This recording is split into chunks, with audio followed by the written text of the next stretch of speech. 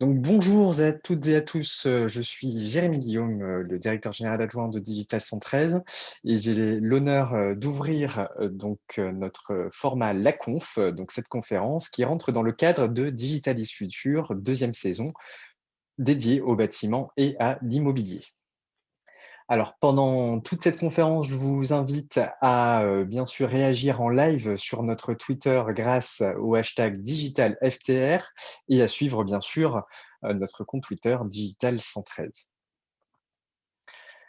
Alors, si cette saison de Digital is Future est possible, c'est bien sûr grâce à toute l'équipe de Digital 113, mais elle ne serait bien sûr impossible sans nos partenaires qui sont donc l'Agence de développement économique de la région Occitanie ADOC, l'Agence de la transition écologique ADEME, la CAPEB Occitanie, le campus des métiers des qualifications du BTP de l'usage du numérique de l'Occitanie, Envirobat, la Fédération française du bâtiment de l'Occitanie, le pôle de compétitivité d'Herbie, la Smart Building Alliance, donc la SBA, et l'Union syndicale des architectes de Languedoc-Roussillon. Alors, je remercie bien sûr l'ensemble de ces partenaires pour d'avoir participé à la construction de toute la saison Digital Future et bien sûr à la construction de cette conférence. Et bien sûr, sans oublier aussi de remercier fortement notre sponsor, LP Promotion, qui nous accompagne depuis le démarrage. Et on leur remercie en tout cas de rendre tout ça possible aussi.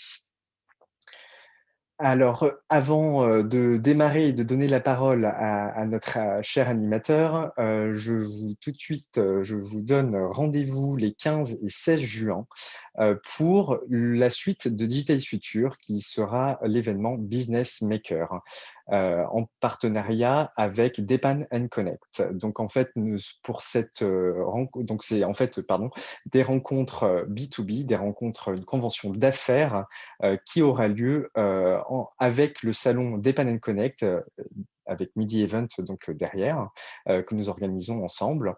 Et c'est le rendez-vous sur lequel vous pourrez rencontrer les acteurs du numérique, les acheteurs du côté du bâtiment et de l'immobilier, et avec un cycle de conférences aussi pendant ces 2 journées. Donc inscrivez-vous, vous pouvez déjà vous préinscrire pardon, sur la plateforme digital-is-future.digital113.fr, et donc je vous donne rendez-vous déjà pour ces 2 dates.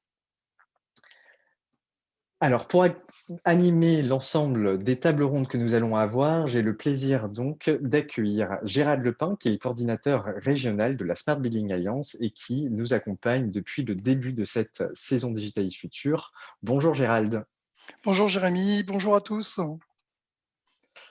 Eh bien écoutez, pardon, je te tutoie Gérald, je te Oui, laisse te présenter pas de souci, Jérémy. et démarrer cette conférence.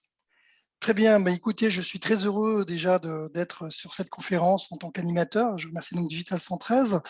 J'interviens en qualité effectivement de représentant de la Smart Building Alliance en tant que coordinateur de la région Occitanie, et je suis également donc assistant à maîtrise d'ouvrage dans le cadre de ma société Premium Conseil.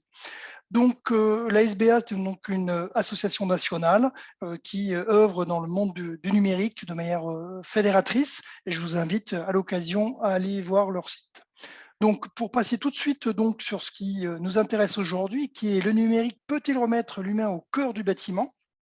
Nous avons donc l'occasion de poser cette problématique qui est vraiment, avec un contexte sanitaire que vous connaissez tous, extrêmement important, qui bouleverse un petit peu et qui accélère certaines transformations.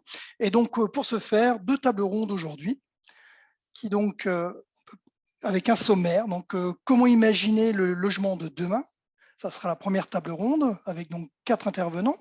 Comment l'immobilier d'entreprise s'adapte donc aux nouvelles conditions de travail et aux demandes des salariés? Et enfin, nous avec donc 4 autres également intervenants. Et enfin, avec 2 intervenants, nous verrons une conclusion avec 2 sociétés, Microsoft et SNCF, avec leur regard, leur vision, leur prospective, qui nous intéressent pour voir de quelle manière ils imaginent les bâtiments de demain. Et voilà, pour le sommaire, les tables rondes, la première table ronde avec donc 4 personnes, comme je disais, donc Anne-Sophie Caz, coordinatrice du projet HUT et professeure à l'Université de Montpellier. François Desgardins, secrétaire général de Nexity Solutions Entreprises, Karine Séverac, architecte cofondatrice donc de l'agence. Pardon, j'ai zappé. Excusez-moi, voilà. J'avais donc un problème de vidéo. Donc, je reprends donc avec François Desgardins, secrétaire général Nexity Solutions Entreprises, Karine Séverac, qui est architecte cofondatrice de l'agence KCOMCA et vice-présidente de l'Union nationale syndicale française des architectes. Et donc, Hassan Aïd Adou, directeur de l'IFAM, donc HDR en informatique et maître de conférence à l'ENSAM. Ce sera donc ça pour la première table ronde. Et la deuxième, qui portera plutôt la thématique comment l'immobilier d'entreprise s'adapte aux nouvelles conditions de travail et aux demandes des salariés. Et nous aurons donc Suzanne Déhou, docteur en médecine et fondatrice de Medieco, présidente Bâtiment Santé Plus, qui donc commencera cette partie de table ronde. Bruno Vaza avec Alain Amani, qui continueront donc en tant que Space Planner et Digital Building Factory. Et enfin, France Vidal, directrice de promotion Sud-Ouest GR Smart Building, qui nous présentera le nouveau projet donc en direct de GR Smart Building, le nouveau siège. Et pour conclure, nous aurons donc Rémi Prugnot, donc chef de projet à SNCF, et Jérôme Dacono, Smart Building entre IT Architect Microsoft, pour voir leur regard. Voilà un petit peu le programme de cette conférence.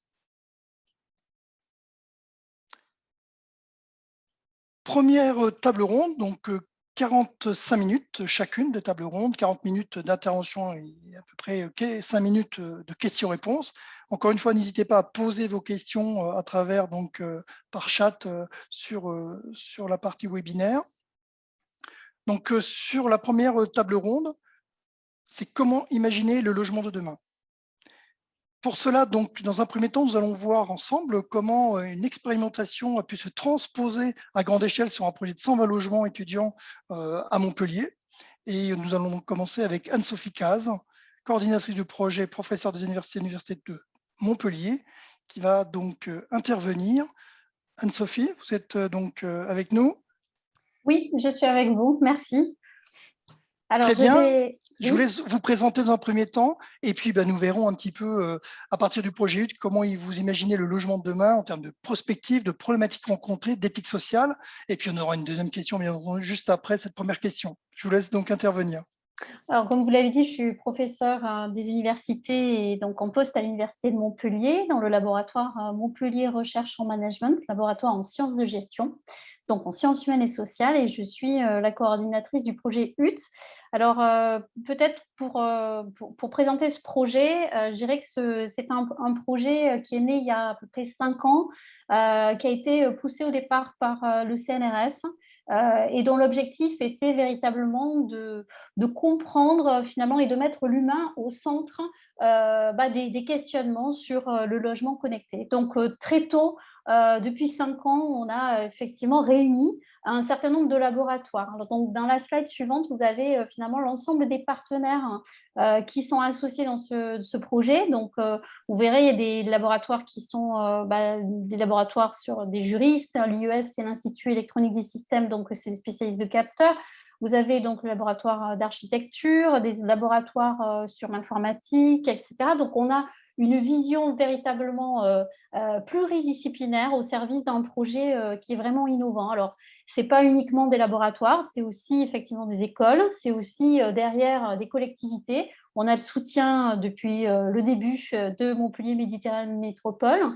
On a effectivement aussi un projet qui est cofinancé par le Fonds FEDER, donc le Fonds européen de recherche, et on est en partenariat avec des entreprises qui effectivement travaillent en étroite collaboration sur ce projet. Alors, comment on peut le caractériser?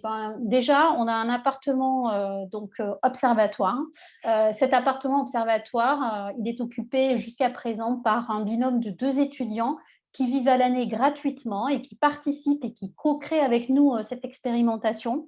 L'objectif, c'est véritablement, cet appartement est équipé d'une 60aine de capteurs et donc on recueille finalement le ressenti, les usages, les données physiologiques, les émotions qui sont ressenties dans cet appartement et c'est un vrai lieu de vie. Et donc, on a à peu près, donc, cette année, on finit la 3e année d'occupation de cet appartement. Donc, je vais venir vous expliquer un petit peu les résultats qu'on a pour l'instant sur cette expérimentation. Et dans le futur, UT, ça va être, comme vous l'avez dit, une résidence connectée de 125 logements. On est en train de travailler en collaboration avec le groupe Nexity. Donc, tout à l'heure, mon collègue François Desgardins pourra l'aborder. On travaille aussi avec Studia, qui est un exploitant de résidence d'étudiants.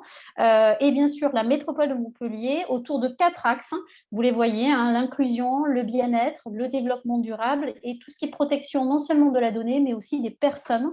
Notamment, on voit qu'avec la crise sanitaire, le numérique peut être aussi une solution à finalement cette protection à la fois physique, à la fois physiologique, psychologique, etc. Donc, on a effectivement 4 axes de travail et l'objectif, c'est de poursuivre l'expérimentation dans l'appartement avec 2 occupants et d'augmenter le panel et de travailler véritablement sur ces axes-là, sur cette résidence.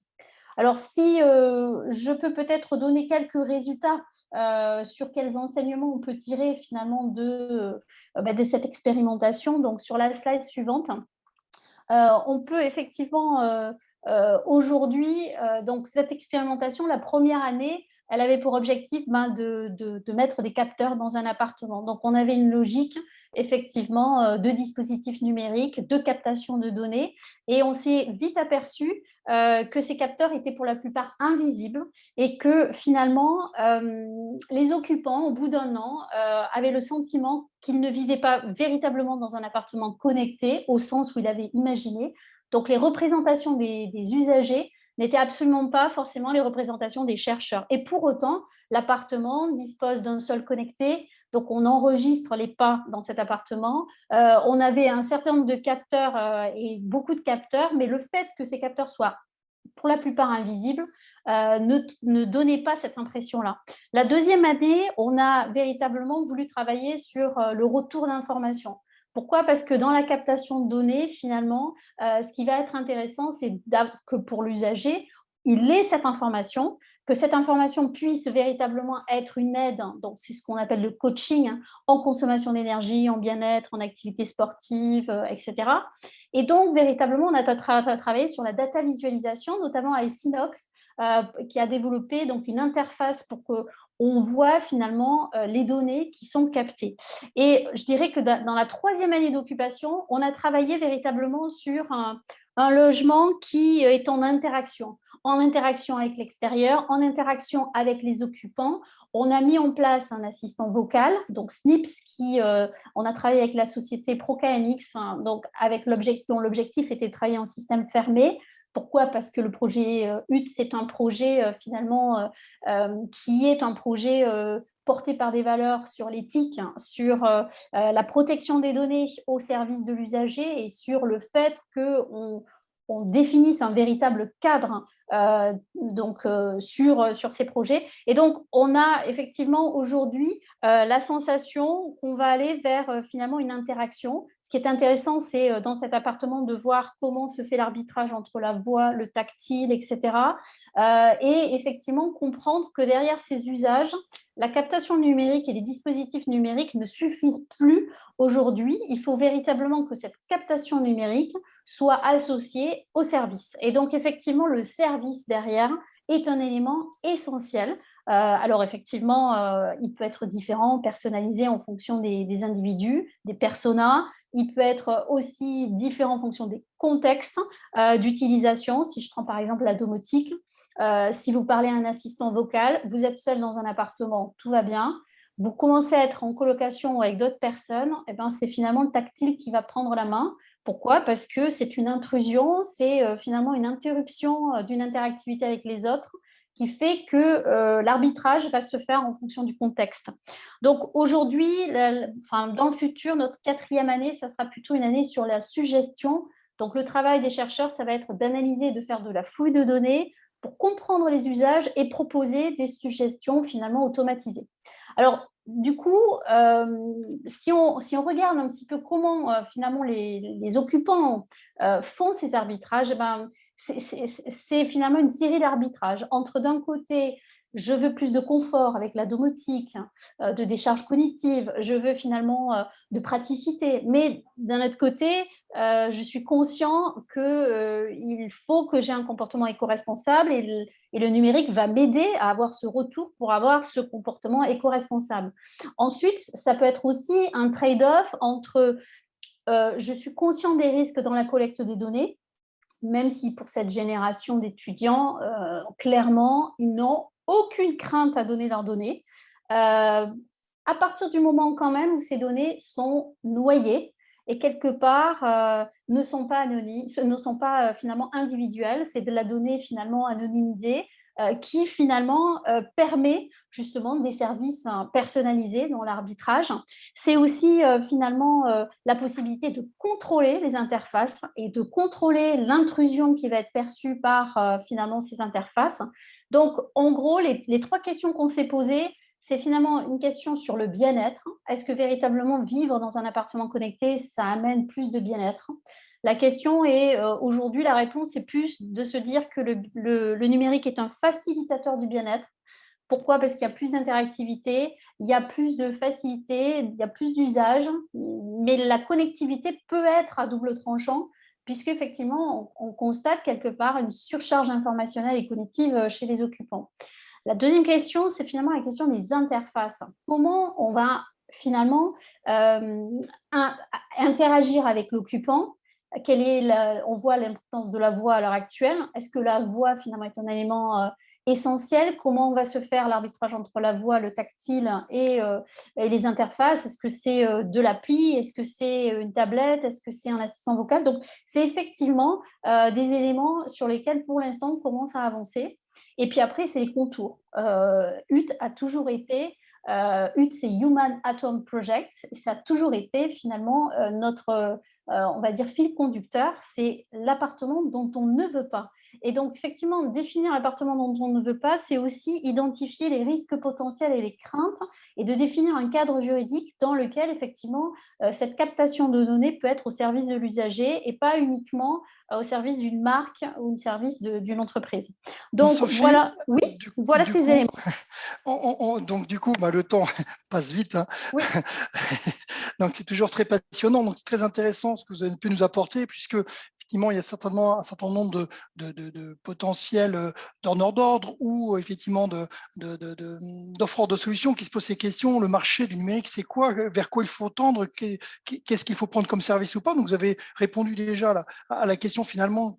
Bien sûr qu'il y a des impacts sur les modes de vie, mais il y a une certaine facilité. Et du coup, grâce à votre enquête, rapidement, qu'est-ce que vous pouvez nous dire sur ces résultats de cette enquête, justement? Alors ça, c'est une enquête qu'on a réalisée suite au premier confinement, donc à l'été dernier, auprès des étudiants de l'université, donc sur l'ensemble des composantes qui sont de l'université. Et on leur a demandé en quoi le logement connecté pouvait être une solution finalement à ces périodes de confinement. On voit que notre degré de présence dans un logement est beaucoup plus important à l'heure actuelle. On a une frontière assez floue entre notre vie privée et notre vie publique, hein. Pour peu les étudiants depuis et moi, puisque je suis enseignant-chercheur, depuis le 15 octobre, nous faisons nos cours sur Zoom à distance. Donc, effectivement, si on regarde un petit peu cette enquête, on voit que le logement commence à avoir des attributions qui n'étaient pas forcément les attributions du départ. Pourquoi? Parce qu'un logement, ça doit permettre de se divertir, de faire du sport. Ça doit être aussi de pouvoir améliorer ces conditions d'habitation en termes de température, d'humidité, de qualité de l'air, etc. C'est aussi associé au développement durable et donc à des comportements éco-responsables. Mais quand on voit la dernière partie de l'enquête, on voit que c'est gérer son rythme de vie, c'est gérer son sommeil, c'est gérer son alimentation, ses courses et c'est rester en mouvement. Donc on voit que finalement, on attribue au logement finalement des fonctions et on a des attentes assez fortes concernant finalement cette crise sanitaire. Donc, je Du coup, pense. Anne-Sophie, est-ce qu'on peut conclure en disant que finalement, justement, à travers ce que vous dites, à travers les enquêtes qui sont très riches, justement, finalement, le bâtiment, tel qu'on le visualise encore aujourd'hui comme un bâtiment physique, matérialisé finalement, devient de plus en plus finalement un offre, une plateforme de service qui va servir en fait sa vie en général et donc justement être en attente de plein de services différents pour. Alors, ce que j'ai noté finalement, le logement de demain, c'est finalement un logement connecté dont les capteurs sont invisibles et qui sont aussi bien, je dirais, en connexion avec son propre environnement intérieur, mais aussi également avec son environnement extérieur. Est-ce que Tout c'est à ça fait. qu'on peut avoir? Très bien. Oui, c'est une bonne conclusion. Merci Anne-Sophie. Donc, je vais donc merci pour toutes ces informations-là. Nous allons donc pouvoir donc passer, je dirais, la main à François Desgardins, donc le secrétaire général de Nexity Solutions Entreprises, pour continuer justement les propos de Anne-Sophie, puisque Nexity est effectivement partenaire du projet HUT et que justement, François, je ne sais pas si vous êtes avec nous. Je ne vois pas toutes les caméras et toutes les connexions. Je ne sais pas si François est avec nous. Je ne sais pas Oui, si. bonjour. Oui. Bonjour à tous et Bonjour. merci beaucoup pour votre invitation. Effectivement, alors nous, Nexity, on est là autant en tant qu'entreprise prescriptrice, mais en tant beaucoup comme entreprise apprenante. C'est-à-dire que ce qui est intéressant dans la démarche… On ne vous entend pas très bien, François. qui est portée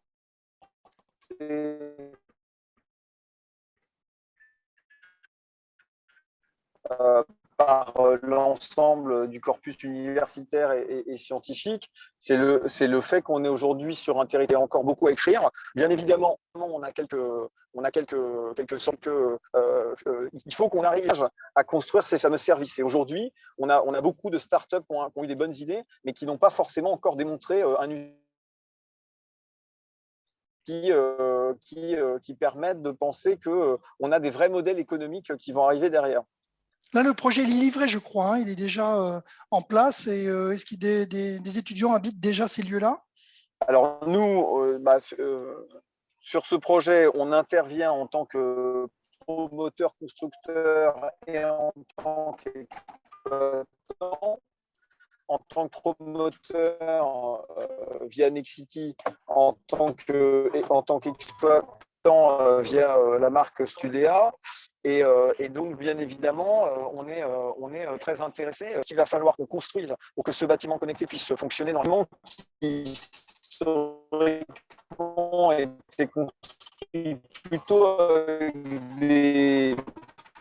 avec des réseaux de chaleur, d'eau et d'électricité. Je suis désolé, François, c'est extrêmement compliqué de vous entendre. Il va falloir une colonne vertébrale numérique dans le bâtiment pour faire que cette captation de données elle puisse se passer dans les meilleures conditions, qu'elle puisse être stockée dans des environnements, qu'elle puisse être des environnements idéalement ouverts, que la donnée… Ah, là, je suis confus parce qu'effectivement, je suis moi-même en mouvement et donc avec un maximum d'acteurs pour que finalement, sur ces plateformes très ouvertes, on puisse inventer des nouveaux usages.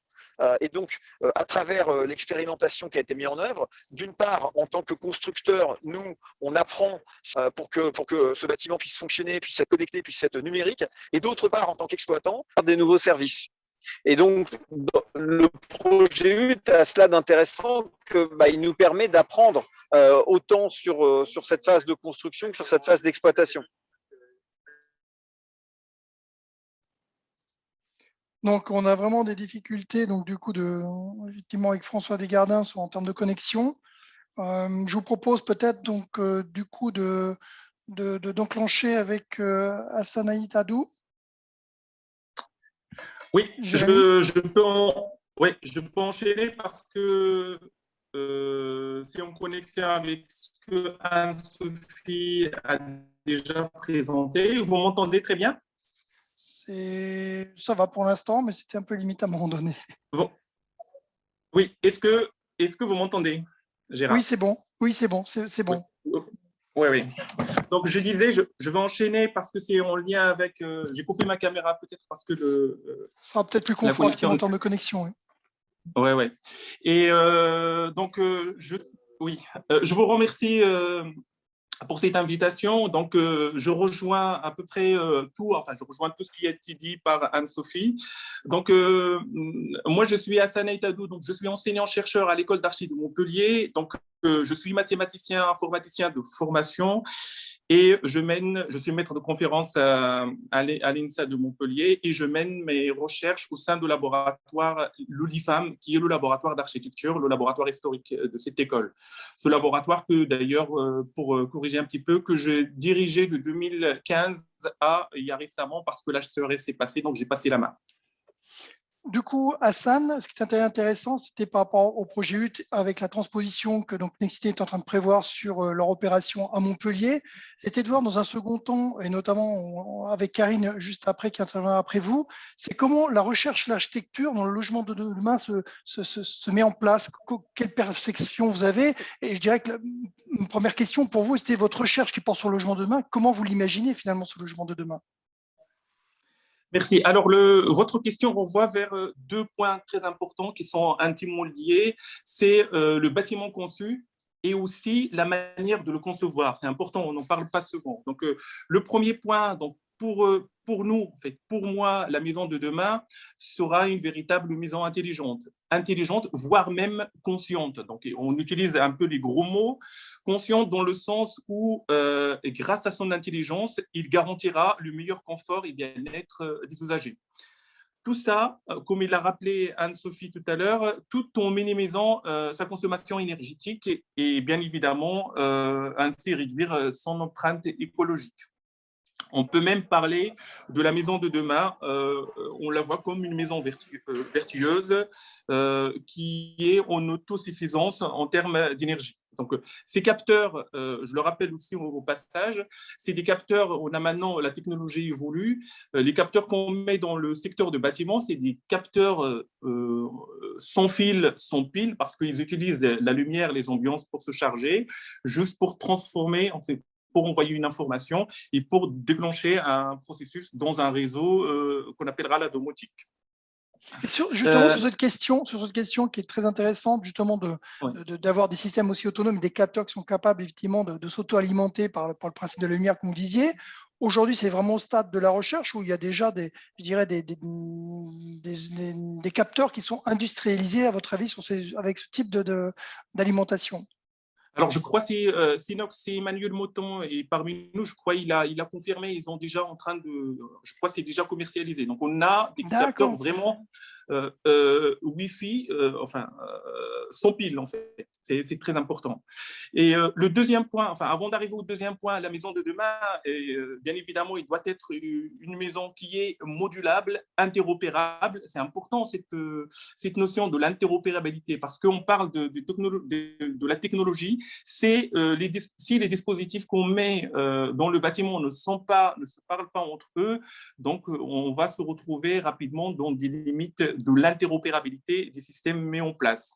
Et donc, on parle aussi, la maison de demain, ça va permettre la mutualisation des usages dans un même espace. Donc, on peut imaginer un salon qui va devenir demain, qui va devenir aussi un espace, un bureau, si jamais on ne l'occupe pas la journée, donc on peut le louer. En fait, c'est des choses, des scénarios qu'on est en train d'imaginer, que d'ailleurs les grandes entreprises sont en train de tester. Le deuxième point, c'est important aussi parce qu'on le dit pas. Le deuxième point, ça concerne la conception de bâtiments de demain. Quand je parle de la conception avec la généralisation de tout numérique, on parle de la maquette numérique BIM, en fait. On ne parle pas beaucoup de BIM, mais c'est quelque chose qui est en train de révolutionner la manière de concevoir le projet architectural.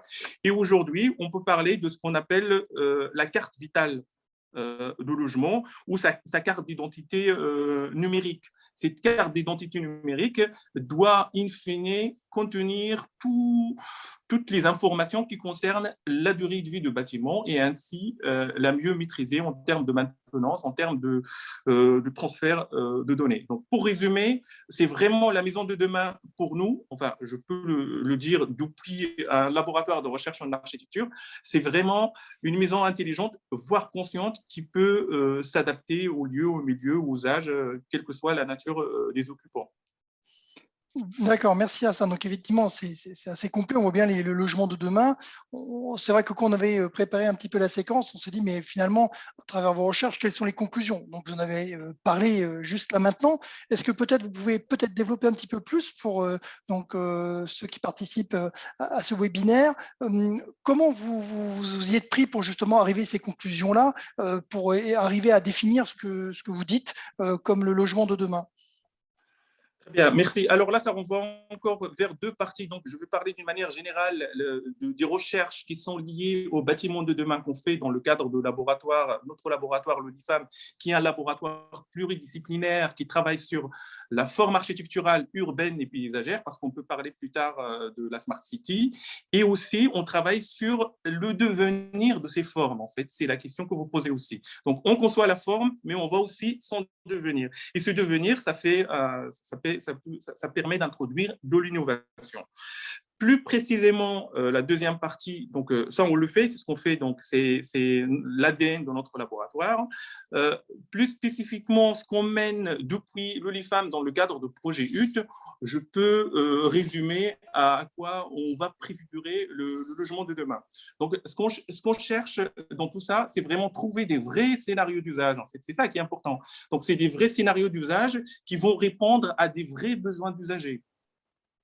Ce qui est aujourd'hui possible à travers cette expérimentation de laboratoire, enfin de l'appartement laboratoire à l'appartement observatoire, comme encore une fois l'a rappelé Anne-Sophie. On a des données qualitatives, on a aussi l'analyse des données quantitatives qui sont issues de cet appartement, qui nous permettent de prévisager ces scénarios.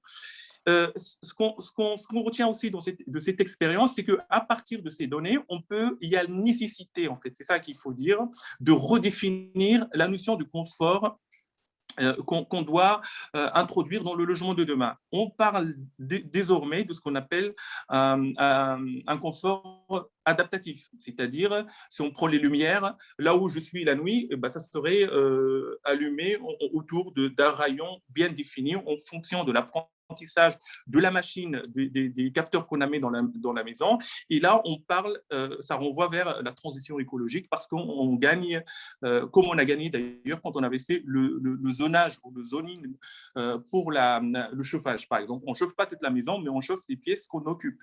Donc ça renvoie vraiment vers une nouvelle définition de confort parce que tout le reste, ça renvoie vers ce bien-être et redéfinir, re-questionner re-questionner cette notion de bien-être. La troisième chose qu'on peut retenir aussi, c'est de comprendre l'évolution des déplacements à l'intérieur d'un logement. C'est ce qu'on a fait dans l'appartement observatoire.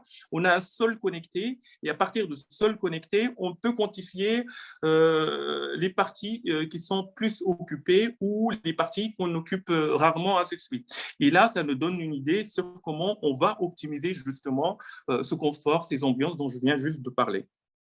Très bien. Et donc, ouais. Merci beaucoup, c'est vraiment intéressant, effectivement, l'apport. Juste rapidement, vous travaillez à la recherche, mais vous avez donc aussi, je suppose, au même titre que comme vous travaillez avec le projet HUT, vous faites appel à des, je dirais, des partenaires extérieurs, parce que ce qui est intéressant, c'est comment la recherche aussi travaille avec les partenaires extérieurs pour arriver à que ce que vous voyez là, vous, aujourd'hui, se concrétise dans les projets de demain. Mais quand je dis demain, c'est pas dans un futur lointain, mais déjà là, maintenant, on a des solutions qui se mettent en route. Donc, c'est ça qui est intéressant. Et donc, comment se fait l'échange du coup avec vos partenaires et comment eux, ils arrivent à prendre de vos recherches pour les transposer dans leur manière de concevoir les bâtiments? En une minute, c'est possible. Oui. Je dis, pour être concis en termes de temps et précis, en fait, je peux prendre un exemple simple d'un partenaire qu'on a aujourd'hui au sein de projet HUT, c'est IKEA. IKEA, quand ils développent ils développent leur modèle. C'est à partir de ce qu'on fait dans le projet HUT, on peut réaménager l'espace et tester des dispositifs de réaménagement de l'espace pour optimiser justement cet espace. C'est à partir de ça que IKEA il va développer des canapés qui s'adaptent à la nouvelle génération des bâtiments, par exemple. On fait la même chose avec avec les autres entreprises. On fait la même chose quand on va parler à l'échelle de la Smart City, parce que le bâtiment intelligent, il n'est pas, quand on zoome, c'est vraiment un bâtiment, mais quand on dit zoom, il ne faut pas les dissocier des réseaux et de la suite. Et donc, la métropole, par exemple, qui est un partenaire de HUT, nous permet d'avoir une vision plus globale à l'échelle d'un territoire. Très bien. Merci beaucoup, Hassan. C'est très intéressant de voir effectivement comment la technologie ou les techniques de recherche que vous mettez en place permettent effectivement d'abonder vers les usages, parce que finalement, c'est ce qui nous intéresse tous. C'est comment on répond à des usages des occupants et comment tout cela va évoluer. Pour faire cette transcription sur la partie des usages et la manière de concevoir les bâtiments tels que vous en avez parlé, Hassan, je propose que Karine puisse intervenir en tant qu'architecte et cofondatrice de l'agence K comme K. Karine, vous êtes connectée? Vous m'entendez? Oui, là, ça y est, c'est bon. Ça y est. D'accord. Merci de nous rejoindre, donc Karine. Lorsqu'on a échangé pour préparer, je dirais, cette séquence, ça a été très intéressant de parler d'intuition, d'intuitivité. Et c'est vrai que du coup, ça donnait du sens, aux 5 sens. Et c'était vers quoi on allait tendre dans la discussion. Je vous laisse vous présenter et du coup, je vous laisse vous donner votre avis sur les liens avec la recherche, la manière de concevoir ces nouveaux logements, l'extension des 5 sens dont vous avez parlé, et puis on parlera après un peu de l'environnement également. Il y avait 2 autres questions sur ces sujets-là. Donc, bonjour, Karine Sévrac, architecte à Montpellier, de K comme K Architecte. Donc, je représente ce soir l'Union syndicale du Languedoc-Roussillon. Donc, je vous remercie pour cette invitation qui nous permet à notre profession de s'exprimer sur ce domaine du logement. Qui est quand même un domaine essentiel dans l'acte de bâtir, qui confère un large panel de types de commandes, de besoins et donc de réponses. Mon expression ce soir est celle d'un retour d'échange dynamique entre consoeurs et confrères qui exercent différemment la notion de logement, puisque nous avons à la fois des programmes de maisons individuelles, du logement collectif, privé, public, de l'habitat participatif, du logement étudiant, du logement senior, du neuf, de la réhabilitation et de la rénovation. Donc, c'est le premier marché de maîtrise d'œuvre des architectes dont le champ de concertation et de conception est très large. Donc, je voulais débuter par cette citation en fait, de Gaston Bachelard qui dit « Être un homme veut dire d'abord habiter ». La conception du logement, elle concerne l'ARTEFA qui met à disposition de l'homme le lieu de sa protection et de son confort. Donc, nos champs de conception sont à la fois le champ social, le champ technique et esthétique. Donc, je peux m'avancer en disant que la conception du logement, elle a suivi l'évolution des sociétés dans leur mode de production, dans leur représentation du monde ou d'elles-mêmes. C'est intéressant de se rendre compte que la notion d'intimité et avec la question de distribution apparaît au XVIIe siècle avec des architectes de la cour de France. La notion de sensibilité des habitants au confort intérieur prédomine le XIXe siècle. Et au XXe siècle, avec le mouvement moderne, la question de la relation du logement à la ville et celle de l'urbanité a été prépondérante dans la conception du logement collectif. Les architectes modernes ont travaillé à la qualité des logements à travers les plans d'urbanisme en corrélation avec l'aménagement intérieur des appartements. Donc, on voit apparaître la notion d'îlot ouvert, la condition de double orientation, de façade ouverte, etc. Donc, on a des objectifs qui étaient à l'époque de la construction massive, la question de la condition économique des familles et du logement social contemporain. Donc, les architectes modernes se livrent à la quête du meilleur ratio surface-coût de la construction. Ils avaient la double croyance dans les vertus de l'égalité des hommes en air, soleil et verdure. C'était les 3 matériaux de l'architecture, avec les bienfaits de la standardisation industrielle. Et là, à cette époque-là, ce qu'on contribue à figer la notion de la surface des typologies en France et la distribution des pièces, en partie jour et nuit. Il aura fallu quand même attendre le XXe siècle pour se libérer de ce modèle conceptuel, avec l'expérimentation de grands logements à Saint-Ouen avec Jean Nouvel, pour le logement social, qui dit qu'un bel appartement, c'est un grand appartement d'abord.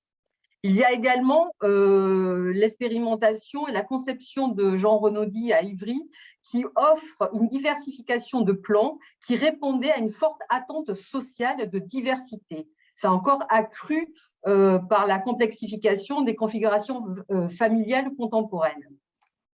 Au même titre, il est important de rappeler la défaillance de l'espace vert dans les constructions d'après-guerre, les grands ensembles, de ce rapport du bâtiment avec un fort rapport avec l'extérieur, qui interroge par exemple Christian de Portzamparc avec la notion d'îlot ouvert, dont les concours PAN, qui étaient les programmes d'architecture nouvelle, et donc on parle d'architecture urbaine, ce n'est pas rien.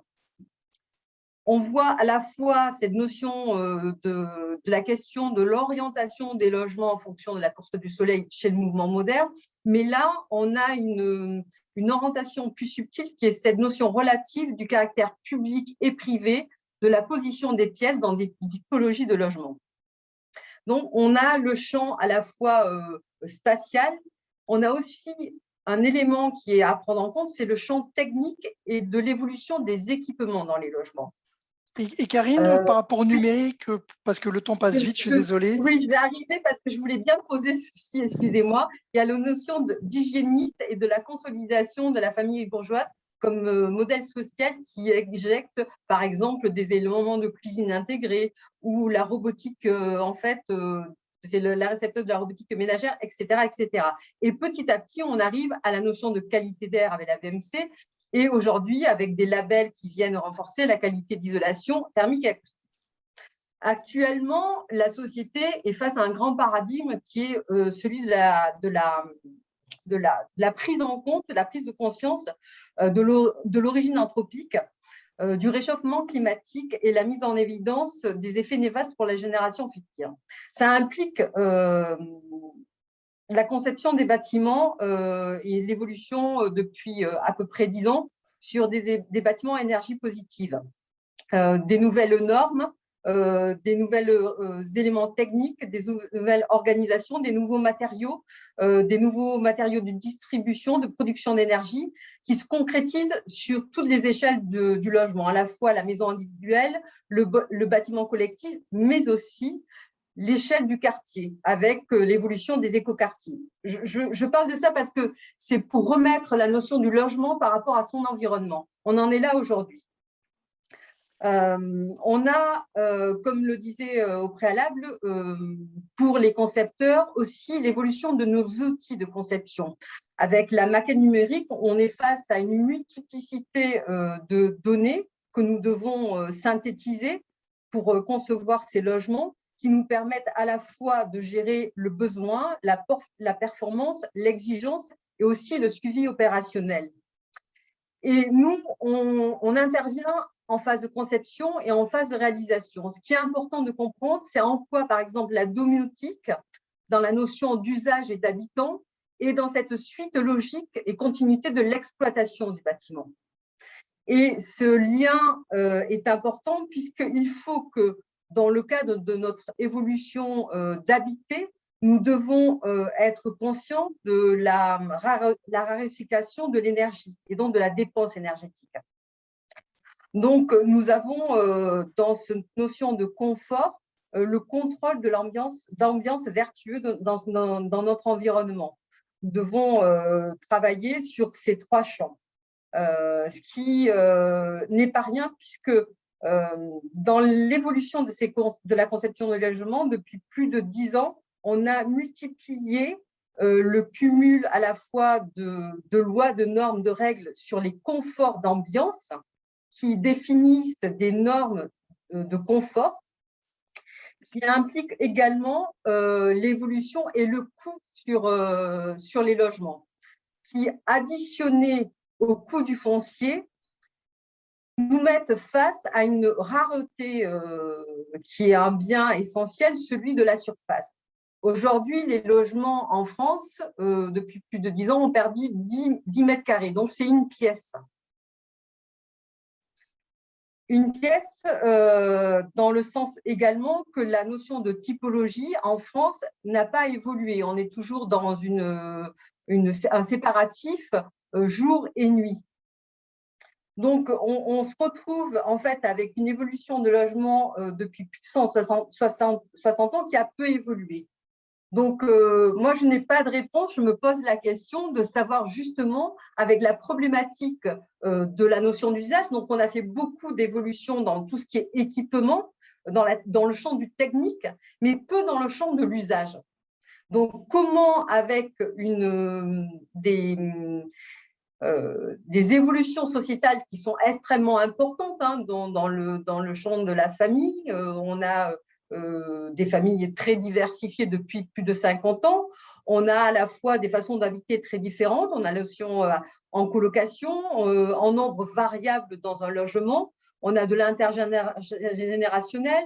On a à la fois la notion de pouvoir vieillir au sein de son logement et donc quels sont les services pour permettre cette autonomie du logement. C'est vrai que Karine, c'est vrai que les usages, je suis désolé, le temps est écoulé, oui. Karine. Donc, merci pour cette intervention.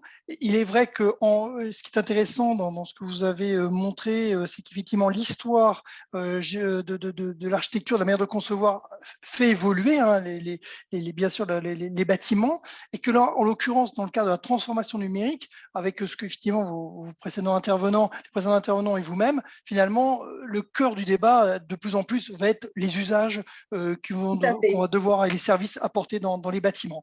Très bien, merci beaucoup. Oui. À la fois les usages, les services et la responsabilité de chacun face à son usage d'habiter. Tout à fait. Donc, je vous rejoins tout à fait sur cette conclusion finalement. Merci à tous les quatre pour cette première table ronde. Y a-t-il des questions que vous souhaitez poser ? Je ne sais pas s'il y a des questions, Mathilde ou Anne. Non, il n'y a pas de questions. Donc, on peut passer à la suite si vous le voulez. Très bien, donc merci donc aux quatre intervenants de cette première table ronde qui était donc sur la notion du logement du demain. J'espère que ça a pu vous éclairer sur les chemins à prendre sur cette dynamique-là du logement de demain. La crise sanitaire étant là, nous la vivons tous. La deuxième table ronde se pose comme comment l'immobilier d'entreprise s'adapte aux nouvelles conditions de travail et aux demandes des salariés. On vient de voir ces dernières années passées que le télétravail s'est accéléré par la crise sanitaire et que ça a changé radicalement quand même la manière de percevoir la vie au travail, mais du coup aussi la vie chez soi avec des problématiques posées. Donc nous allons voir donc avec Suzanne Deshoups, Bruno Vaza, Alden Amani et France Vidal comment nous pouvons répondre ce soir à cette modification importante. Suzanne, du coup, nous allons commencer avec vous. Vous êtes docteur en médecine et fondatrice de Medieco. Vous allez nous en parler un petit peu plus, ce que vous faites. Mais avec vous, nous allons voir comment vous définissez aujourd'hui la santé au travail, qui est quelque chose de fondamental. Mais avant tout, je vous laisse vous présenter, bien entendu. Bonjour, je ne sais pas si ça marche. Vous m'entendez? Oui, très bien. Oui, vous me voyez aussi? Non. Également. Ah, mais c'est bon, tout va bien. Bon, bonjour à tous. Donc, merci beaucoup aussi de cette invitation. Je suis toujours partante pour défendre l'homme au sein du bâtiment, surtout quand tout le monde s'en occupe. Ça, c'est bien, ça me change un peu, mais c'est quand même, j'ai créé Medieco en 1986, un an avant l'apparition du concept développement durable. Donc, c'est un sujet qui me tient à cœur. Pourquoi? Parce que je suis médecin, j'ai exercé comme otorino, donc on s'occupe de la partie haute du corps humain, justement une partie qui est en contact direct avec l'environnement, puisqu'il y a tout le problème respiratoire, on respire, et on a aussi les oreilles.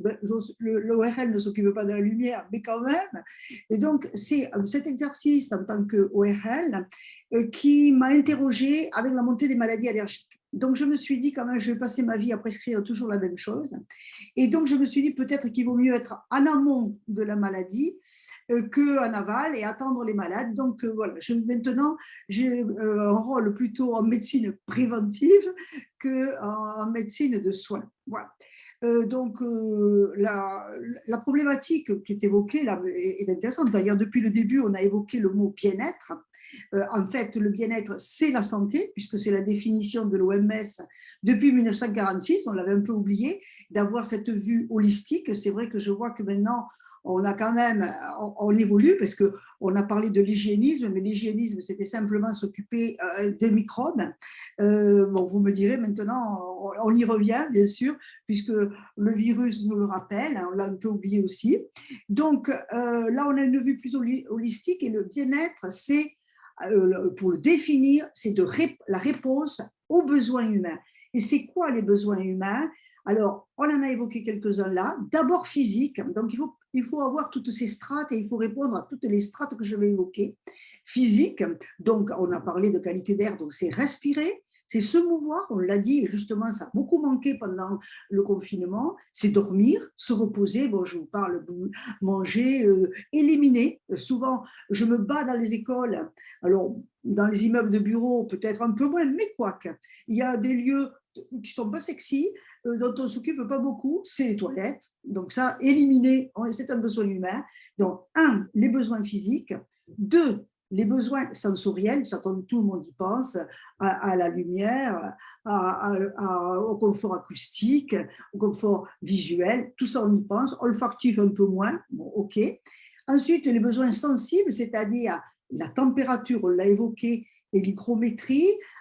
Ça, on n'a pas trop parlé un petit peu d'électromagnétique. Alors justement, on pourrait s'interroger puisque on va mettre un tas de capteurs, on peut quand même se poser des questions sur quel type de fréquence on travaille.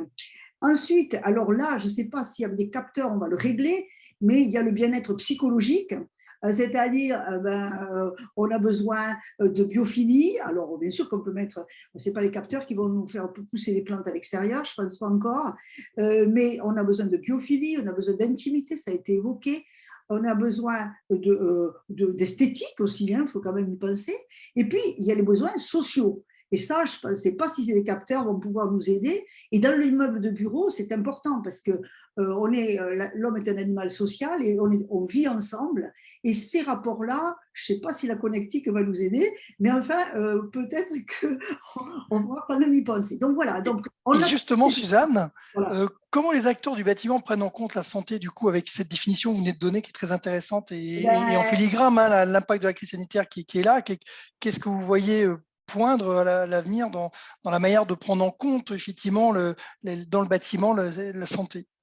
Alors, c'est vrai que à chaque épisode un petit peu infectieux, par exemple, on va avancer. Alors, avec la grippe H1N1, on a appris à se laver les mains. Donc ça, c'est déjà pas mal. Avec la Covid, on a appris qu'il fallait aérer. Donc ça, c'est quand même bien. Et on vient de faire, alors on la publiera pour notre colloque, les défis bâtiments santé, qui vont avoir lieu, on va essayer de les tenir en présentiel le 24 juin, et on présentera une enquête que nous avons faite, diagnostic bâtiment santé, auprès des acteurs du bâtiment, dont un tiers de réponses sont des architectes. Et c'est très intéressant parce qu'on leur a demandé comment la Covid avait modifié la perception du bâtiment. Et ben, c'est très intéressant parce qu'en fait, surtout bien sûr les maîtres d'ouvrage, les promoteurs, eux, ça retentit beaucoup, et surtout, bien sûr, émerge le problème de la qualité de l'air. C'est-à-dire qu'il faut quand même qu'on puisse renouveler l'air, et donc on n'a pas parlé de ventilation, de renouvellement d'air, mais c'est hyper important, et ça, bien sûr que ça peut être connecté avec des capteurs CO2 pour pouvoir aider à ce renouvellement d'air, mais c'est indispensable. Et dans cette enquête ressort ce problème air, puisqu'on en a parlé beaucoup dans les médias, et ensuite le besoin de contact à l'extérieur, puisque déjà ils ont été confinés, et donc ils ont besoin de balcons, ils ont besoin d'espaces extérieurs, publics ou privés. Donc ça, c'est ce qui est ressorti beaucoup dans cette enquête. Voilà. D'accord. Donc ça, c'est très intéressant. Et donc, troisième et dernière question, c'est de votre point de vue, dans les missions que vous réalisez et dans les échanges que vous avez avec vos clients, quelle part prend la digitalisation des bâtiments justement dans l'intégration de la santé au travail, dans le cadre du bien-être? On en a un peu parlé, mais est-ce que vous trouvez que c'est pas assez, il en faudrait plus ou... Alors, bon, je ne sais pas si le bâtiment intelligent va rendre les usagers intelligents. Ça, c'est la première question. Ça, je ne sais pas. Parce que ça, ce n'est pas évident. Quand même, il y a aussi, déjà, on l'avait noté bien avant cet avènement de la digitalisation, c'est que quand même, l'usager aime bien garder la maîtrise sur son environnement. Donc ça aussi, il faut être vigilant que dans la digitalisation, il y a quand même, bien sûr, une possibilité que l'usager puisse intervenir. Par exemple, c'est l'ouverture des fenêtres.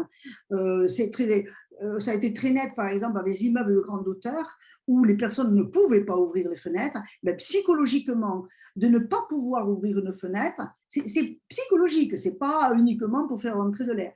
Eh bien, les gens, ça les perturbait sérieusement. Donc voilà. Alors, au niveau de la digitalisation, c'est vrai que puisque les gens deviennent flemmards, par exemple, on a un peu la flemme d'ouvrir les fenêtres, par exemple, eh ben, c'est vrai que si c'est connecté avec des capteurs, soit du CO2, soit de CO2, soit de COV, ça supplée à l'insuffisance ou à la flemme un petit peu des occupants. Donc ça, je trouve ça très bien parce qu'au moins, on peut arriver à quelque chose.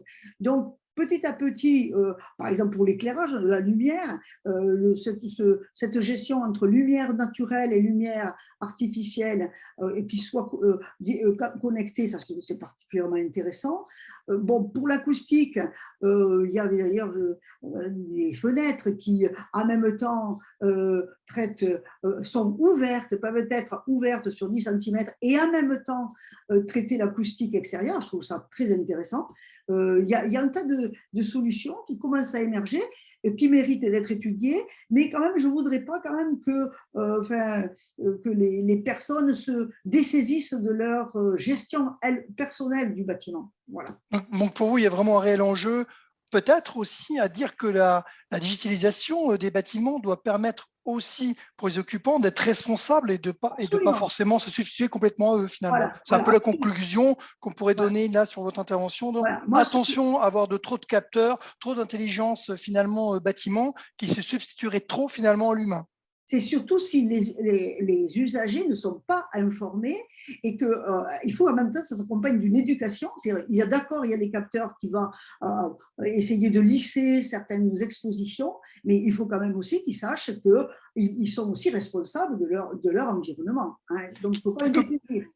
Quelque part, ça rejoint ce que nous disait tout à l'heure Anne-Sophie, c'est que finalement, l'aspect du coaching dans les services à apporter aux usagers, avec le côté justement d'information-formation, va être aussi également un élément à prendre en compte dans ces bâtiments intelligents. Pas uniquement que ce soit que quelque chose finalement de technologique qui apporte des usages à des occupants, mais au contraire, il faut aussi les accompagner dans cette démarche-là globale. Voilà. Très bien. Merci beaucoup, Suzanne. Très intéressant aussi également d'avoir votre point de vue qui n'est pas technique justement, qui est plutôt sur les occupants dans la manière dont ils doivent se comporter de votre point de vue. Maintenant, donc, je vais laisser la parole donc, à Bruno Vaza et Adelaine Amani. Ils vont se présenter. Ils se connaissent bien. Et donc, je suppose que vous êtes connectés, Bruno et Adelaine. Tout à fait. Voilà, j'apparais, vous devez m'entendre. Voilà. Et Adelaine, je ne sais pas si aussi également. Également. Donc, je m'adresse à tous les deux parce que vous travaillez. On est venus ensemble. Ensemble, voilà. Vous êtes on ne vit pas ensemble, mais on est venus ensemble. Ouais. D'accord, donc merci justement d'être avec nous, avec une thématique bien posée, qui est, vous allez vous présenter je dirais, de vos fonctions, de ce que vous réalisez, de vos métiers. Et moi, ce que j'avais noté, c'est qu'en termes de thématique, ce qu'on avait vu ensemble, c'est l'accélération de tous les modes de travail et les conséquences sur les bâtiments. Ça va de plus en plus vite, il faut s'adapter de plus en plus vite. Et puis, je me rappelle du slogan un peu provocateur que Alain avait donné, c'est « Mais des bureaux, pourquoi faire ?»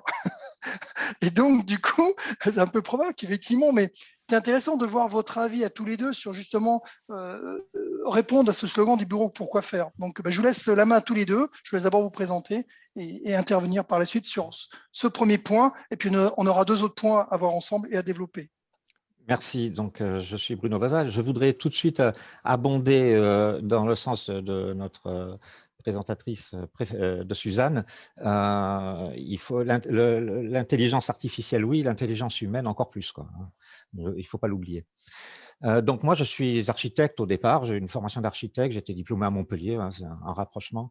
Et je me suis spécialisé il y a un peu plus de 20 ans dans les espaces de travail parce que c'est un côté participatif avec les utilisateurs. On les aide à créer leur futur bureau. En général, c'est dans des situations toujours un peu compliquées pour les entreprises, mais finalement, voilà, il y a un côté humain qui rend la chose intéressante et au profit des utilisateurs et donc des entreprises. La question, je la modifie un tout petit peu. Ce n'est pas l'accélération de nos modes de travail, c'est l'accélération de l'évolution de nos modes de travail en réalité. Il y a quelques dizaines d'années, on était dans le bureau traditionnel cloisonné, le bureau du directeur, les bureaux partagés, le couloir de la mort, bon, voilà, qui correspondait à l'organisation de l'entreprise. En 94, grosse bulle immobilière, et on est tombé pour des raisons économiques, des économies de surface, pour sortir de cette crise, dans la généralisation de l'open space, la mutualisation des espaces de service, l'optimisation de la surface. C'était clairement une réponse financière, quoi. Bon, voilà. L'open space m'a tué, ce n'était pas pour rien. Et puis, petit à petit, les choses ont évolué. Je vais vous raconter une toute petite histoire. Elle va être très, très courte, mais je vous demande de me faire confiance. C'est en 2007, j'étais salarié encore à l'époque à Paris. Une très grande entreprise nous demande de faire des réductions de dépenses immobilières tout à fait drastiques, ou elle fermait. Hein. Donc, voilà. C'était un assez grand immeuble de 15 000 mètres carrés. On ne pouvait pas déménager, les collaborateurs refusaient, ils voulaient rester dans leur quartier. Et finalement, qu'est-ce qu'on a fait? On a réduit la surface immobilière de moitié, tout simplement. Alors, ça ne s'est pas fait tout seul. Ça s'est fait avec la direction, avec le management, avec les collaborateurs. Il y a eu des groupes de travail. Ça a duré 1 an d'études avec la question, qu'est-ce qu'on vient faire au bureau? Comment on veut travailler dans 10 ans? Donc, c'est en 2007, vous voyez, il y a 14 ans. Et la réponse a été à la fois managériale. On a réorganisé le travail complètement dans l'entreprise. Et on est passé, tout le monde est passé à 2 jours de télétravail. Donc, eux, c'était pour une raison financière, de survie. Cette année, c'est pour les entreprises une question imposée, c'est une figure imposée. On n'a pas le choix, on a le télétravail. Qu'a fait cette entreprise? Finalement, on a réduit la surface immobilière de moitié. On a conservé dans cette moitié 50% pour des bureaux, avec toute une réorganisation de la semaine, qui vient pas, quand, comment, et 50%, disons, de tiers-lieux, c'est-à-dire où tout un écosystème vient à la rencontre de l'entreprise. Donc, ça peut être des salles de réunion, des salles de conférence, des espèces de bar-lounge, des lieux de service pour les collaborateurs, des salles de recrutement, parce que c'était plutôt une société de conseil, donc ils avaient beaucoup de recrutement, ils faisaient venir un tas de gens là-dedans, des espaces pour les associations. Et bon, ça a été un précédent en 2007. Et puis, on est revenu à des espaces de travail classiques dans les autres projets plus traditionnels, comme on voit maintenant, des jolis espaces avec des coins partagés, des réunions informelles, des choses comme ça. Mais ça, c'était jusqu'à l'année dernière, avant la crise et le confinement. Moi, ce que je vois maintenant dans les demandes, c'est de trouver dans les projets ces espaces de convivialité, mais pas seulement au sein de l'entreprise. C'est-à-dire que l'entreprise doit être aussi un endroit où on rencontre, j'aime bien le mot écosystème, des partenaires, des petites boîtes qui travaillent avec nous, qui sont proches et qu'on peut inclure dans notre milieu, des endroits où on se rencontre tout simplement. On peut très bien imaginer que 20%, c'est les derniers projets que je fais, c'est ça, hein, 20% de la surface, en fait, c'est des bars. Voilà, on fait des bars, des restaurants, on fait des choses comme ça où les gens vont se rencontrer. Parce que les espaces de détente, les espaces de rencontre, qui ne sont absolument pas informels, c'est très formalisé dans l'aménagement, mais où la rencontre est informelle, c'est-à-dire non programmés, et bien finalement créent de la vie, créent de l'attrait, permettent d'attirer les nouveaux talents qui, eux, sont… Les jeunes, ils sont là-dedans déjà. Hein. Donc, si on veut recruter, eh ben, il faut offrir ces services-là. Du coup, Bruno, sur cette notion que vous avancez là, qui est très intéressante, qu'on voit poindre déjà, c'est qu'on s'intéresse un petit peu à ce sujet-là. Comment ça se passe vis-à-vis des clients en termes de productivité, finalement, la rentabilité, la productivité, qui ont été des notions quand même très avancées par les entreprises, qui le sont toujours. Comment ça se transforme finalement avec la manière de concevoir les espaces de travail? La productivité, moi, on n'en parle plus en fait. On n'en parle pas. Moi, mes interlocuteurs sont rarement les dirigeants d'entreprise, plutôt des managers et des groupes de collaborateurs. Et je pense que les dirigeants supposent que si l'entreprise offre un lieu agréable, vivant, confortable à ses collaborateurs, et là, la rentabilité va s'améliorer d'elle-même. Je prends le pari, mais je suis à peu près, je Non, suis mais à c'est peu très près sûr que intéressant c'est cette ça. notion-là, parce que ça donne effectivement une vision du bureau qui est vraiment très différente, quoi, Oui, en termes de rationalité, où on était dans ouais, quelque chose d'assez cartésien dans la manière de concevoir les choses, quelque tout à part, où là on fait. prend d'autres notions, qui est le bien-être au travail, au sens plus, dans la manière dans les échanges, où on peut partir du principe que quand vous êtes autour du bar ou du café, c'est plutôt un moment de convivialité. Hein. On a tous connu des points de convivialité dans les entreprises au moment des pauses, mais qui étaient plutôt là pour se poser, évacuer un peu la pression, le stress sur la matinée, un peu l'après-midi, et de revenir finalement travailler à son poste de travail pour être efficace et rentable. Là, la notion change réellement, et ça, c'est Là, extrêmement oui, intéressant. tout à fait. La notion change, surtout à cause du télétravail. Maintenant, les collaborateurs ont goûté au télétravail et ils n'y reviendront pas. On peut mettre une croix sur le 100% bureau. Ce qui ne veut pas dire qu'il ne faudra pas offrir aux collaborateurs la possibilité de travailler, soit chez eux, pour ceux qui ont la chance d'avoir une maison assez grande, et pour ceux qui sont en appartement ou une petite maison ou qui veulent pas avoir les enfants dans les pattes, parce qu'on ne peut pas travailler avec les enfants avec soi, offrir des tiers-lieux. Alors, c'est peut-être un déport des surfaces de travail qui va se faire dans les quartiers, dans des villages, même petits, ou dans la vie, en périphérie de la ville, qui seront en même temps, c'est le principe du tiers-lieu, qui seront en même temps des espaces de rencontre. Il est important que l'entreprise rencontre son monde. Et le collaborateur est a priori un bon représentant de son entreprise. Donc, ça peut être gagnant-gagnant pour tout le monde, pour le collaborateur, pour l'entreprise, pour la société. C'est moins de transport, c'est moins de tout ce qu'on veut, c'est moins de voitures, c'est moins de pollution, c'est plus de santé, c'est moins de temps passé dans la voiture et plus de temps à partager pour soi ou à partager avec les autres. Donc, on est tous gagnants dans cette histoire.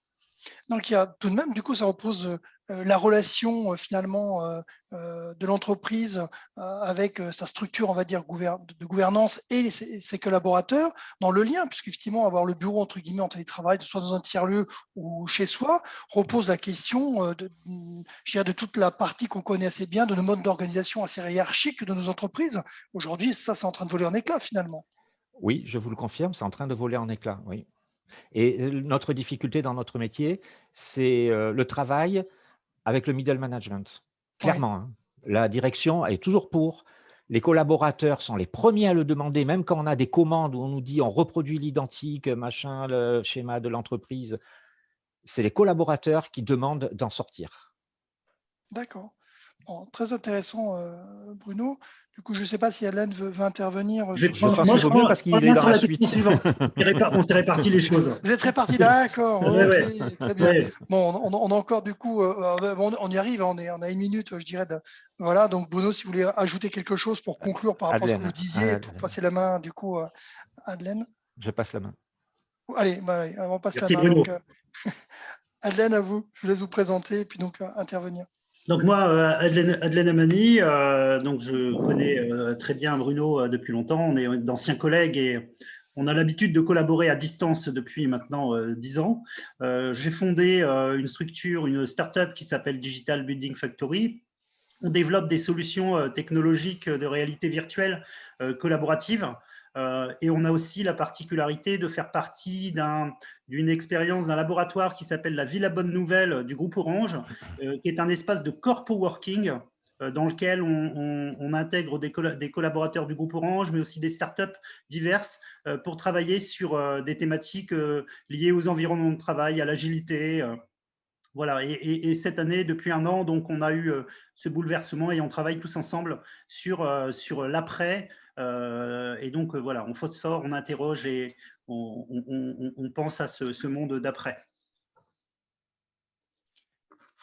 Et donc, ce sont des impacts durables que vous voyez avec ces évolutions, des choses qui vont vraiment marquer, parce qu'on peut imaginer il y a une réponse à la crise, et puis que finalement, dans le temps, les choses vont évoluer, mais revenir à quelque chose d'un peu plus normal. On avait parlé justement de ce phénomène-là. Et puis, un mot que j'avais, l'hybridation du travail. C'est ça qui nous intéressait de développer quand on en avait parlé. Alors, il est évident que la crise du Covid a été un accélérateur de transformation. Du jour au lendemain, les entreprises ont dû s'adapter, adapter leur organisation en un temps record. Et pour la majorité, elles ont découvert le télétravail. C'était quand même pas quelque chose qui était courant. Mais c'est vrai que ça accélère une transformation qu'on voit depuis quelques années maintenant. On a vu émerger les open space, le flex office, l'arrivée des tiers-lieux, des grands espaces de coworking. Certains télétravaillaient déjà, on utilisait un petit peu la visioconférence, mais c'est devenu une nécessité vitale. Donc, on s'y est tous mis au télétravail, à la visioconférence. Je vois même, nous, on a interrogé là depuis 1 an pas mal d'entreprises. Certaines entreprises particulièrement agiles sont même passées en full remote. Alors, le full remote, qu'est-ce que c'est? C'est se passer complètement d'espace de travail. C'est qu'ils ont découvert qu'ils fonctionnaient très bien sans espace de travail. Ils ont libéré leurs locaux, leur siège social, et chacun télétravaille. Donc, ils vont maintenant devoir se réinventer, retrouver une organisation, parce qu'il faut aussi qu'ils arrivent à trouver des moments de cohésion, des moments où ils se rassemblent. Et donc, eux se sont passés complètement à ce modèle full remote. Moi, je ne crois pas forcément à ce modèle où on se passerait de l'immeuble bureau, parce que l'immeuble, c'est quand même un endroit idéal pour pouvoir se retrouver et collaborer. Je pense que le modèle sera plutôt hybride entre des entreprises qui vont se décentraliser, faire un peu plus confiance aux collaborateurs et leur permettre de télétravailler en partie. Et donc, avec des moments également où ils pourront se retrouver dans leurs locaux, dans le siège social, pour retrouver de la convivialité, comme disait Bruno, dans des espaces qui sont dédiés. C'est aussi, il faut le voir, alors pour une région comme l'Occitanie, cette organisation décentralisée, c'est aussi une opportunité, parce qu'on s'aperçoit que depuis quelques mois, on vit quelque chose de nouveau qui est une exode urbaine. Des urbains, des gens qui vivaient à Paris, qui du jour au lendemain ont décidé soit d'aller vivre en province, proximité de Paris, dans une maison de campagne, parce qu'ils se sentaient un peu à l'étroit à Paris, qui ont découvert un peu tout ça, ou des gens qui sont allés vivre pleinement dans leur résidence secondaire. Donc, c'est aussi une opportunité pour les régions comme l'Occitanie, parce qu'il y a une qualité de vie qui est plutôt agréable, et on a quand même la chance d'avoir en France un très bon réseau TGV, également un très bon réseau téléphonique qui nous permet d'avoir des services déportés, de travailler tout en étant chez soi ou dans un espace, un tiers-lieu de proximité. Il y a eu moi j'ai quelques chiffres. Une étude là que j'ai lue dernièrement, c'est une étude OCDE. Donc à l'horizon 2025, 30% des collaborateurs seront en télétravail. Donc on est aujourd'hui, avant la crise, on est aux alentours de 12% en France. Donc c'est une accélération assez importante à l'horizon 2025. Ça représente à l'échelle de la France 6 millions de personnes, à l'échelle mondiale 660 millions de personnes. 92% des personnes qui télétravaillent ou télétravailleront en 2025 seront dans leur domicile. Donc, ça veut dire de repenser également le logement. Donc, il y a un impact également sur le logement. Et pour ce qui concerne les entreprises, 89% de ces entreprises pensent que le travail hybride deviendra la norme. Et comme vous disiez tout à l'heure, en fait, il faut repenser un peu au bureau et savoir pourquoi on vient au bureau. Parce qu'il y a des choses qui sont réalisables au bureau, à la maison ou ailleurs. Il y a trois fonctions qu'on venait faire, trois choses qu'on venait faire principalement au bureau. On venait produire, on venait collaborer, on venait sociabiliser. Pour ce qui est de la production, c'est possible de le réaliser, de très bien produire, de produire correctement à la maison, dans un tiers-lieu, mais également avec le digital. Collaborer également. On peut collaborer en étant en télétravail. On a des outils aujourd'hui qui sont parfaitement adaptés dans un tiers-lieu, mais aussi au digital, dans le digital. Pour ce qui est de la sociabilisation, on a quand même besoin de se voir physiquement, du moins pas forcément tous les jours, mais de temps en temps. Donc l'immeuble de bureau est quand même important. Donc il y a une vraie nécessité de pouvoir se retrouver, d'autant plus qu'on fait les visios, c'est très agréable, ça nous permet de faire des conférences, mais on peut, ça présente pour les organisations tous les jours la possibilité d'avoir un peu des nouveaux risques psychosociaux, l'effet Zoom fatigue, et puis on peut peut-être être un peu lassé avec peut-être après la crise un effet légumes de guerre où les gens voudront plus faire de visio, donc peut-être qu'on aura besoin de développer de nouveaux outils.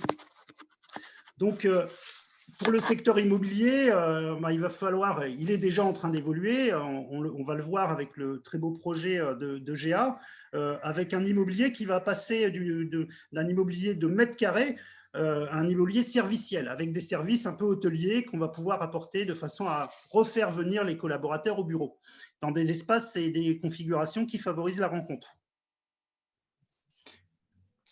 C'est très intéressant, Hélène. Effectivement, on voit bien là des perspectives d'évolution, de transformation très importantes. Nous allons voir effectivement avec France Vidal le nouveau projet des GA Smart Building sur leur nouveau siège. Et justement, je dirais après ce qu'on vient d'entendre, je pense que c'est le bon moment justement de pouvoir passer la main à France. Si vous avez fini pour Madeleine et puis pour tous les deux, pour Bruno. Oui, très bien. Excellent. Alors, ça fait une bonne transition, je pense, effectivement, pour avoir ce projet. Du coup, je vais essayer là, donc, la main. Alors, je reviens donc sur cette deuxième table ronde avec France Vidal, donc directrice générale promotion Sud-Ouest. France, je suppose que vous êtes avec nous. Alors, oui, est-ce que vous m'entendez? Vous me voyez? Est-ce que vous voyez mon écran? Et on voit votre écran et il n'y a pas de souci. Donc, super. Vous allez pouvoir faire l'excellente transition avec un vrai projet, avec en plus une présentation graphique dont on vous remercie de partager du coup ces éléments-là avec nous. On vous laisse donc la parole pour 10 minutes. Voilà. Très bien, merci beaucoup de votre invitation. Donc, moi, je suis France Vidal, je suis effectivement directrice de la promotion en Occitanie, dans le groupe GA Smart Building. Alors, deux mots, donc, qui sommes-nous, GA? Nous sommes promoteurs et constructeurs de bâtiments. On est un acteur un peu atypique dans le domaine de l'immobilier, parce qu'on intègre, en fait, au sein de GA, en fait, plusieurs métiers de promoteurs, de concepteurs, de constructeurs, d'industriels et de gestionnaires. Donc, on est assez atypique dans cette organisation et on est d'autant plus atypique qu'on a un modèle hors site. En fait, nous fabriquons dans nos usines des éléments qu'on assemble sur nos chantiers. Voilà. Donc, on a des réponses aujourd'hui qui correspondent en fait aux enjeux de demain pour construire une ville plus durable, qui est le modèle du hors site et sur lequel nous sommes aujourd'hui leaders en France avec 7 usines réparties aussi bien en béton qu'en bois. Donc, voilà un peu qui nous sommes. Un petit mot sur nos domaines d'intervention. Donc, on fait du bureau, de l'industrie, des résidences gérées, du logement, de la santé et on a un département rénovation relativement important.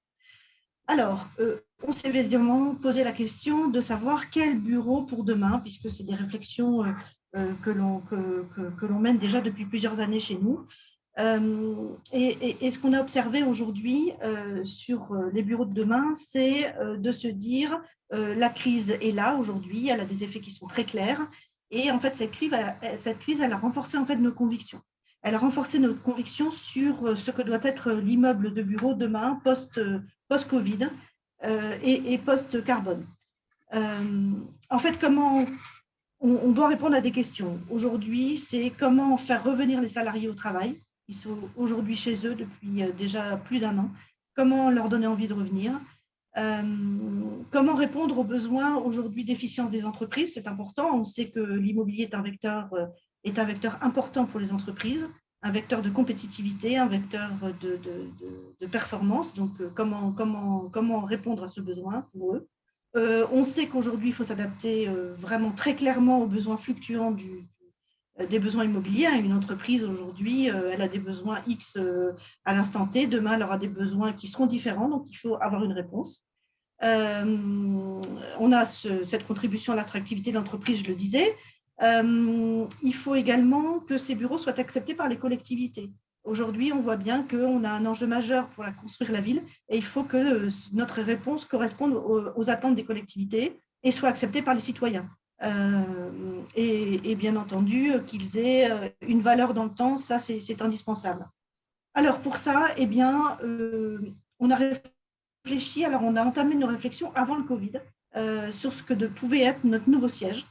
Aujourd'hui, le siège de GA, il doit être un démonstrateur en fait, de nos savoir-faire, bien évidemment, puisqu'on est constructeur et qu'on développe nos propres systèmes constructifs. Donc, on veut vraiment que notre siège soit un démonstrateur.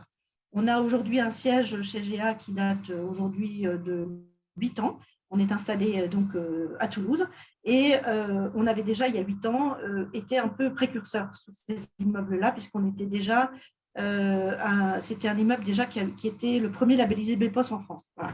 Donc aujourd'hui, on va aller beaucoup plus loin sur l'immeuble, sur notre immeuble qu'on appelle New Gen. On répondu, en fait, les interventions de mes collègues précédents correspondent parfaitement, en fait, à l'idée de ce nouveau siège, en disant que c'est une nouvelle génération d'immeubles et qui doit répondre donc aux attentes aujourd'hui de tout ce que je viens de dire précédemment, c'est-à-dire comment créer des lieux de vie dans lesquels les gens ont envie de venir. En fait. Parce que l'idée, c'est ça. Notre enjeu, c'est de faire revenir les gens au travail parce qu'on pense vraiment que l'immeuble de bureau était quand même très important socialement et économiquement.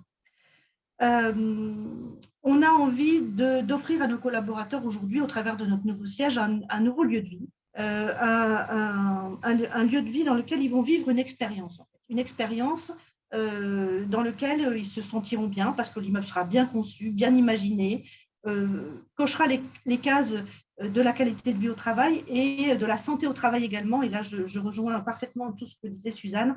C'est des choses sur lesquelles on a beaucoup réfléchi aujourd'hui pour développer des systèmes et notamment de traitement d'air qui permettent de répondre à ça. Et bien entendu, l'enjeu carbone est majeur aujourd'hui. Hein, donc, on ne peut pas imaginer un immeuble aujourd'hui sans parler effectivement de cette recherche de bas carbone dans tout ce qu'on peut imaginer dans cet immeuble. Voilà. Donc aujourd'hui, l'immeuble de demain, c'est un immeuble qui développera en fait cette double qualité, qui sera un immeuble qui proposera aux collaborateurs une expérience inédite et qui sera bas carbone.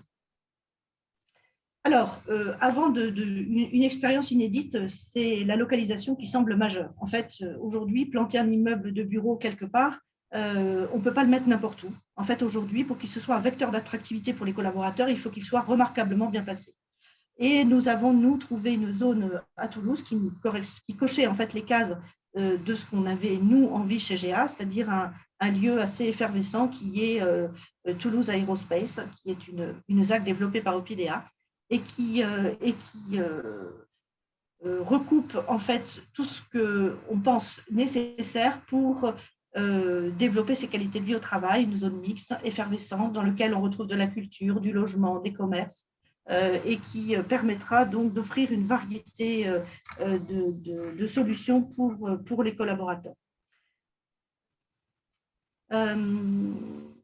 On parlait de la qualité de vie au travail. Aujourd'hui, on imagine en fait un immeuble de bureau comme un immeuble qui offre des services et qui devient en fait un lobby d'hôtel et qui coche en fait les codes de l'hôtellerie.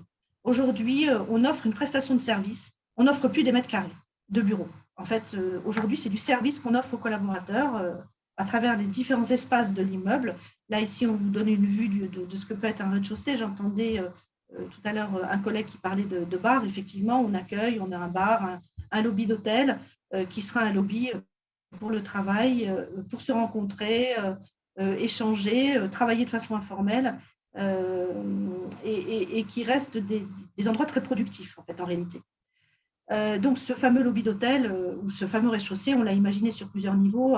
Ça coche en fait tout ce qu'on disait tout à l'heure, hein, donc avec des showrooms, un peu de commerce, un lunch, un amphithéâtre, des terrasses, des jardins, un auditorium, des cuisines dans lesquelles on peut cuisiner soi-même, hein, parce qu'on est persuadé que ça c'est très important pour la vie des collaborateurs. Donc voilà, donc un rez-de-chaussée qu'on a conçu vraiment comme un lobby d'hôtel. Un immeuble dans lequel, plusieurs niveaux bien sûr, un immeuble dans lequel à chaque niveau on va retrouver des plateaux de bureaux, on va intégrer des quartiers d'équipe. Alors on va être en flex, hein, ça c'est sûr, pour les étages dédiés à GA. Mais ce qui a été important pour nous, c'est de pouvoir dédier aux collaborateurs des quartiers d'équipe pour qu'ils se retrouvent quand même quelque part, qu'ils ne soient pas lâchés dans le bâtiment sans savoir où se poser le matin. Voilà. On a une particularité dans notre immeuble, et on parlait de flexibilité tout à l'heure, hein, on ne sait pas le besoin de surface dans 2 ans, dans 3 ans, et donc on a voulu intégrer avec nous un acteur qui est Now Connected, qui vient partager l'immeuble avec nous. Alors, à double titre, il vient d'abord animer et participer au service et à tous les espaces communs de notre immeuble. Donc, il va pouvoir animer cet immeuble avec cette communauté et avec la nôtre. Donc, ça, c'est plutôt très intéressant. On parlait de l'effervescence de start-up, on parlait de l'effervescence d'échanges, etc. Donc, on a voulu vivre cette expérience. Et puis Now Connected sera pour nous, effectivement, une possibilité de pouvoir s'étendre à terme dans notre immeuble si effectivement on a besoin de surface. Donc, plutôt intéressant, on va partager avec eux tous les services, le fitness, les cuisines, les terrasses, le business center. Donc, on va partager beaucoup de choses et on a la possibilité d'avoir des services animés par Now. Donc, c'était plutôt assez intéressant. Pour vous donner une petite idée de surface, en fait, notre siège actuel, à Goire, on a aujourd'hui 3700 m². Entre les bureaux et les services, avec 3000 de bureaux et 750 de services. Et on va basculer pour les étages de GA à 2600 m² de bureaux. Donc, on va réduire la surface affectée au poste de travail, plus précisément. Et on va affecter 1250 m² au service. Donc, on voit bien qu'il y a en fait globalement quasiment à peu près les mêmes surfaces, enfin, un peu moins peut-être. Mais en tout état de cause, il y a surtout une augmentation. En fait, on déporte les espaces de bureaux purs vers les services, en considérant qu'au sein d'une journée, en fait, les collaborateurs ne font pas que travailler. Ils ont plein d'autres choses à faire et enfin, pas que du travail de concentration, en fait, en réalité. Voilà, donc pour terminer, pour aller vite sur la suite du document, voilà, alors, on veut que les immeubles, on dit un peu style lobby d'hôtel, on veut que tous les espaces soient inspirants, donc il y a un grand soin qui va être apporté justement à la décoration, au choix des matériaux, puisqu'on pense que la qualité de vie passe, et pour faire venir les collaborateurs, il faut vraiment qu'ils aient cette expérience un peu inédite d'un immeuble dans lequel on va intégrer de l'art. Hein. On a des façades, même à l'extérieur, hein, donc on aura un mur qui va recevoir tous les 2 ans une nouvelle œuvre d'art avec un concours organisé. On va avoir de l'art digital à l'intérieur de l'immeuble. Donc, cette idée de culture, on veut bien entendu l'apporter dans notre bâtiment. Une idée d'un plateau de bureau. Donc, je reviens un peu sur ce que disait Suzanne sur la santé au travail. On a bien entendu conçu des plateaux très, très lumineux, puisque la lumière, c'est vraiment quelque chose de fondamental. Très lumineux, différents postes de travail, différentes typologies d'assises qui font le confort en fait de nos collaborateurs. France, quand est-ce que vous en êtes où au stade du projet? On a déposé le permis et on va attaquer les travaux à la rentrée. D'accord. Votre objectif de déménagement, c'est quel T1 2023. D'accord, très bien. Bon, il ne reste plus qu'1 minute ou 2 maximum. J'ai fini. J'ai fini quelques idées. Bon, bien sûr, quand on parle de carbone, eh ben, on va parler de bois, bien sûr. Hein, donc, il y aura beaucoup de bois dans l'immeuble, notamment en structure. On parle de mobilité douce parce que ça fait partie du carbone. On dit que, voilà, je voudrais juste conclure, puisqu'il me reste peu de temps, en disant, c'est une conclusion en disant, pour nous, pour GA, c'est quoi le bureau de demain, en fait? Ben, c'est un bureau dans lequel il y aura une expérience utilisateur. Il y aura de la flexibilité, donc on intègre Nao Connected pour cela. Il sera vertueux, bien entendu, bas carbone. Il aura une excellence énergétique, on n'en a pas parlé, mais c'est une évidence. Il sera signifiant, donc pour l'entreprise, pour le groupe GA, ben, il incarnera la marque, et ça peut être aussi le cas pour toutes les entreprises. Et il sera inclusif, parce qu'on peut ne pas oublier ce volet-là, qui est très important et ouvert sur la ville, puisqu'aujourd'hui, on n'est pas là pour faire des immeubles repliés sur eux-mêmes. Voilà. J'espère que je n'ai pas été trop longue. Non, parfait, France. Non, très bien. C'est très intéressant parce que ça permet vraiment de donner un vrai exemple. On n'a pas beaucoup encore de ce niveau-là, je pense, en France, ou en tout cas en Occitanie. Et ça valait vraiment le coup de pouvoir justement arriver à lier ce qui peut être dit, ce qui peut être raconté, ce qui peut être recherché et autres à un vrai projet, parce que ça concrétise vraiment. Donc, merci beaucoup pour votre intervention. Vous verrez, il y a une ou deux questions qui vous concernent. On vous laissera y répondre par le chat, justement, sur la notion du transport, je crois, et sur une autre notion également, avec un peu plus d'informations qui sont recherchées. Donc, merci d'avoir de clôturer cette deuxième table ronde, cet exemple-là. J'arrête le partage. Hein. Voilà. Oui, merci. Merci France. Et donc du coup, nous allons en terminant cette deuxième table ronde, nous allons passer donc à une conclusion un petit peu longue. On a prévu une conclusion de 20 minutes, mais parce que ça vaut vraiment le coup après ces deux tables rondes de pouvoir échanger aussi. Et j'espère que n'hésitez pas à poser vos questions justement sur. On espère vous avoir donné, on va dire une vision ou des perspectives ou des idées, des réflexions à mener et à conduire et à développer autour de qu'est-ce qu'est le logement de demain. Comment le tertiaire, les bâtiments de l'immobilier du tertiaire vont évoluer, comment finalement, il y avait une question qui était posée qui était très intéressante, mais finalement, c'est plus du bâtiment qu'on est en train de faire là, c'est des lieux. Hein. On a parlé de coworking, on a parlé de lieux de vie personnels, de lieux de vie professionnels, mais qui sont tous interopérables hein, pour finalement parler de la partie numérique. Et finalement, si nous n'avions pas le numérique, nous ne pourrions pas faire ça.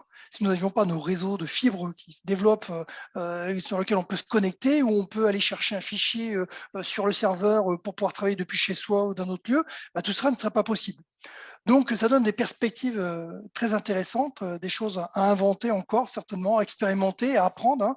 C'est un petit peu donc ce que nous allons voir avec Rémi Prugnot, chef de projet à la SNCF, et avec Jérôme Dacono, donc de chez Microsoft. Quand on avait préparé cette séquence-là, on avait dit, mais finalement, le plus gros besoin dans ce moment, et c'était surtout Rémi qui appuyait ça, c'était expérimenter pour apprendre et construire demain. Donc, Rémi et Jérôme, donc, vous êtes avec nous, je suppose. Oui. Tout à fait. Donc, on avait. Oui. Donc, je vais vous laisser tous les deux vous présenter dans un premier temps, puis ensuite, on a quelques échanges à prévoir et quelques questions donc sur la grosse vingtaine de minutes qui nous reste. Donc, je ne sais pas lesquels veut démarrer pour se présenter. Je peux commencer. Donc, allez, c'est parti, Jérôme. Je suis Jérôme Dacono, donc je suis architecte. Je travaille dans le Smart Building. Alors là, quand on dit architecte, c'est architecte côté informatique, de solutions informatiques. Je travaille chez Microsoft, chez Microsoft Services, dans le groupe Innovation, et je suis focusé sur ces notions de Smart Building, mais aussi des usines intelligentes. Et je travaille sur pas mal de projets avec nos grands clients et nos partenaires, surtout parce que Microsoft dans le Smart Building, c'est une vieille histoire, mais on travaille beaucoup avec nos partenaires. Voilà, des grands partenaires autour des sujets de capteurs, de Teams, de salles de réunion, de capteurs de CO2, enfin, tout ce que j'ai entendu là. Donc vous êtes sur les projets. En gros, c'est le Smart Building vraiment à 100%, même 200%. Ouais, sur les projets des partenaires autour de ça. Rémi Prugnot, je vous laisse vous présenter.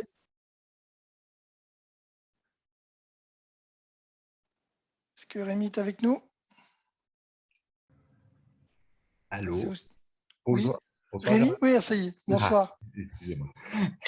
Bonsoir, Rémi Prugnot, donc je travaille chez ISNCF, qui est l'entité numérique du groupe SNCF, sur les sujets futurs du travail, nouvelles manières de travailler.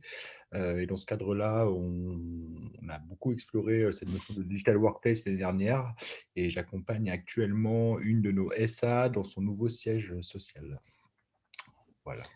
D'accord, Rémi. Merci pour cette présentation. Donc, on avait une première question quand c'était dans les échanges qu'on a vus, qui était finalement, avec tout ce qu'on vient de voir, hein, quelles sont les craintes sur le building tertiaire avec cette évolution, building tertiaire, pardon, quelles sont les craintes que peuvent avoir ceux qui possèdent et qui sont propriétaires de ces buildings tertiaires ou qui les utilisent? Qu'est-ce que ça peut devenir demain? Est-ce que finalement, on va avoir des buildings qui vont se vider ou pas? Commencer, Rémi. Allez, Jérôme, se lance. Ouais. Bon, je travaille sur plusieurs sujets avec des grandes entreprises françaises et européennes. Et la crainte principale à l'instant T aujourd'hui, c'est comment je vais faire revenir mes employés dans le monde d'après. Comment je vais faire revenir dans le bâtiment. Voilà. Parce qu'on a vu, on en a parlé, que le télétravail, ça fonctionnait, même à marche forcée. Et il y avait pas mal d'entreprises qui étaient parties sur des migrations en flex office, qui se posent des questions aussi sur la durabilité, les émissions de CO2 générées par leur activité. Et là vient se mettre un point en plus, c'est que potentiellement, elles vont avoir, si elles partent en flex office, bah alors tout flex office va encore baisser avec les notions de travail à distance. Voilà. C'est vraiment les points principaux, donc les craintes autour du faire revenir les gens, attirer les talents, toutes ces choses-là, et puis continuer quand même dans ma démarche de flex office et de réduction des émissions de carbone. Et Rémi, du coup, sur cette question-là, SNCF est un grand propriétaire en propre de bâtiments tertiaires, donc bien sûr toutes les questions que les organisations se posent actuellement sur le retour au bureau et concrètement, c'est plus qu'est-ce qu'on vient y faire dans ce bureau. Avant, on venait du lundi au vendredi, de 9h à 18h, on ne se posait pas trop de problèmes, et quelquefois on arrivait à louer les bâtiments. De plus en plus, c'est un peu compliqué. Et dans le projet que j'accompagne, bien sûr, la mise en place du flex office est un des leviers d'optimisation, parce que ça, les directions immobilières l'ont bien en tête. Mais il faut aussi rendre ce retour au bureau un peu désirable si des collaborateurs ne souhaitent pas venir, et donc redonner du sens en fait à ce bâtiment tertiaire. Donc, ce qu'on préfigure de plus en plus, c'est de moins en moins de postes de travail en propre, de plus en plus d'espaces collaboratifs, et notamment cette partie numérique qui peut proposer de nouveaux services, soit à l'intérieur du bâtiment, soit pour le monitorer, ou soit avec les écosystèmes externes. Et cette notion, les cas d'usage sont en cours, et ce modèle un peu hybride, parce que de plus en plus aussi les collaborateurs sont soit en distanciel ou en présentiel, oblige à revoir notamment cette conception du bâtiment. Mais par contre, l'avantage de la période qu'on a traversée, c'est que ça a permis d'accélérer en fait cette notion de bâtiment un peu connecté, intelligent, capable de monitorer un peu en temps réel ce qui se passe pour adapter en fait les usages de travail et de collaboration en fonction du taux d'occupation. Donc voilà, c'est vraiment cette fonction-là, et je vois de plus en plus le bâtiment un petit peu comme un operating system dans lequel on fait des uploads comme dans une entreprise logicielle. Voilà. D'accord, Rémi. Mais du coup, comment ça va se passer? Parce que on était sur des modèles économiques maîtrisés, on va dire.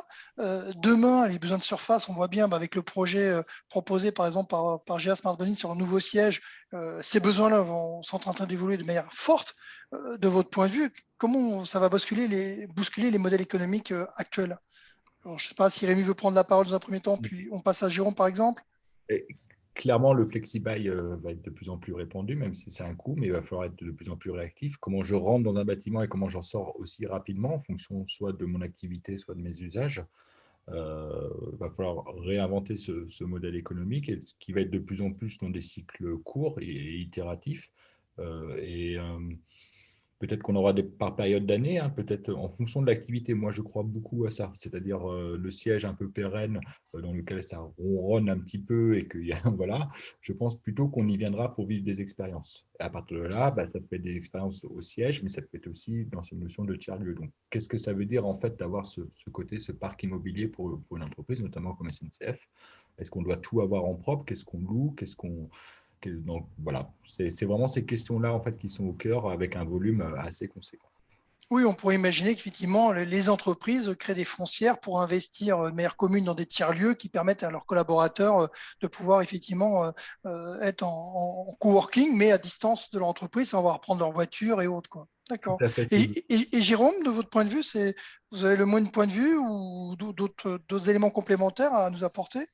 Moi, sur un aspect un peu plus technologique, donc on a vu, on aurait besoin de travailler en mode hybride, c'est-à-dire qu'on soit à la maison, au bureau, dans un espace de coworking. Alors, un aspect plus technologique côté Microsoft, c'est ce qu'on a fait à marche forcée avec Teams pour adapter des nouveaux scénarios qui correspondaient plus à des sociétés, enfin des entreprises qui travaillaient à 100% en télétravail pendant ces choses-là. Et le nombre d'utilisateurs de Teams a été multiplié par 7 entre novembre 2019 et aujourd'hui. Donc, c'est très, très fort, cette adaptation. Mais aussi, quand on dit « je veux rendre mon building accueillant », il y a plein de scénarios autour du smart building.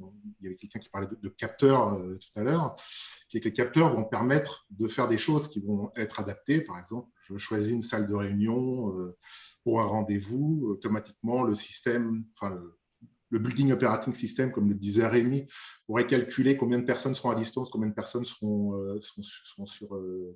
sur place, trouver la bonne salle de réunion, envoyer la ventiler comme il faut, parce qu'on sait que le capteur de CO2, il est très haut. Et quand vous avez des gens qui sont dans une salle de réunion, la forte concentration de CO2, ça réduit la concentration des participants, donc leur productivité. Et que les personnes se sentent en sécurité d'un point de vue sanitaire dans le bâtiment, donc avoir des salles de réunion adaptées au bon nombre de personnes. Puis aussi les tiers-lieux, sortir de l'environnement de bureau classique à des environnements avec des tables hautes, comme on a vu dans le cas de GA Smart Building, ou des cafétérias / restaurants / buvettes, où on peut faire des rendez-vous, des one-one assez facilement finalement, faire ces choses-là. D'accord, Jérôme. Donc, on voit bien, de par les autres interventions précédentes et les deux vôtres, c'est que finalement, il y a deux enjeux forts aujourd'hui. C'est un, comment faire revenir les collaborateurs sur le lieu de travail, mais dans des conditions d'attractivité qui ont été développées tout à l'heure aussi également, mais également avec une notion en rapport avec la santé au travail qui va être développée certainement compte tenu de la situation qu'on vit. Et ça, est-ce que vous pouvez compléter l'un et l'autre sur ces deux aspects-là? Est-ce qu'on peut aller un peu plus loin justement? Parce que je pense que ça, c'est une question fondamentale pour toute entreprise. Et oui, il faut que mes collaborateurs puissent travailler au bon niveau attendu pour que globalement l'entreprise puisse continuer à travailler, à produire et à être rentable. Est-ce qu'il y a d'autres arguments que vous pouvez développer par rapport déjà à ce qui a été dit ou ce que vous avez dit? Moi, pour rebondir sur cette notion un peu de workplace, de healthcare workplace, hein, comme on dit, dans lequel le bien-être, mais le bien-être au sens large est pris en compte. C'est-à-dire qu'effectivement, un collaborateur qui a 3 heures de trajet aller-retour pour venir au bureau, je ne sais pas si on est vraiment dans le bien-être. Donc là aussi, il y aura des arbitrages de ce type-là. Et la deuxième chose, c'est bien sûr, on reviendra au bureau pour ne pas avoir de la Covid, hein, mais aussi pour s'y sentir bien, ça va être un lieu accueillant. Et c'est-à-dire que dans une période économique qui va s'amorcer un peu difficile par rapport à, on sait très bien après la pandémie qu'il y aura un peu de mouvement au niveau économique et un climat social peut-être un peu compliqué, est-ce que j'aurais envie de revenir dans un bureau où il y aura des réorgs permanentes, où il y aura des plans de restructuration? C'est ça aussi, hein, ce bien-être. C'est-à-dire qu'à un moment, l'entreprise me permet de revenir. Bien sûr, il y aura des services, il y aura du mobilier, des espaces lounge, voilà, toute une expérience collaborateur assez forte, mais c'est aussi parce que je veux m'y sentir bien et que l'entreprise a confiance en moi et j'ai confiance en fait en elle et j'ai envie d'y revenir. La notion de sécurité au sens très large du terme, qui est la même sécurité psychologique de son statut, de ne pas avoir peur de perdre son travail ou d'être bousculé un petit peu à chaque fois. Je dirais, d'accord, très bien. Jérôme? Il faut donner un plus par rapport à le fait de pouvoir travailler chez soi, c'est une chose. Suivant les cas, c'est pas, tout le monde n'a pas un bureau à disposition, de la place, pas d'enfants autour, ces choses-là. Donc, il faut vraiment donner un plus pour que les gens reviennent et dire, OK, le jour où je vais aller travailler, ça sera mieux qu'en télétravail parce que je verrai mes collègues, je pourrai faire des réunions d'idéation, on pourra travailler et je serai plus confortable pour faire ça. Et donc, ça permettra dans la tête au moins de dire, OK, je peux revenir au bureau 3 jours par semaine, 3 jours et demi par semaine. Voilà. Et j'aurai une vraie différence entre le lieu de travail quand je suis en remote et le lieu de travail quand je suis dans le bâtiment de l'entreprise. Oui, ressentir en fait un bien-être en allant effectivement au travail et en y étant. Et de pouvoir, d'accord. Et une valeur. Pour moi, une valeur. Une valeur, oui. Une valeur. Ça peut être une salle de sport. Ça peut être des environnements de cafétéria sympas où on peut travailler ensemble. Voilà. C'est plein de choses. Oui, quelque chose finalement qui nous change, dans lequel on se sent bien positivement et qui nous change de notre quotidien, du coworking si c'est dans un tiers-lieu ou du télétravail de chez soi. Et je peux donner un exemple de Microsoft. Donc, chez Microsoft, alors là, je parle des gens qui travaillent chez Microsoft. On savait travailler en remote, on avait tout ce qu'il fallait pour le faire sur un très, très gros pourcentage de la population, mais en ce moment, on aimerait bien quand même revenir dans les bureaux, même 2 jours par semaine ou 3 jours par semaine seulement.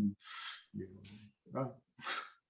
Oui, donc donc il y a quand même, on voit bien que par cette situation-là, il y a quand même s'il y a un enjeu à faire revenir les collaborateurs sur le lieu de travail, il y a quand même aussi, à un moment donné, une demande de leur part aussi, mais pas à n'importe quelle condition finalement. Oui, et de revenir à un équilibre. On l'a dit tout à l'heure, hein, il y aura un équilibre. Le monde d'après, il y aura du remote working, il y aura du travail. Voilà. D'accord. Il y avait un dernier point qu'on voulait évoquer, sauf si Rémi veut compléter un petit peu éventuellement ce qu'on vient de dire.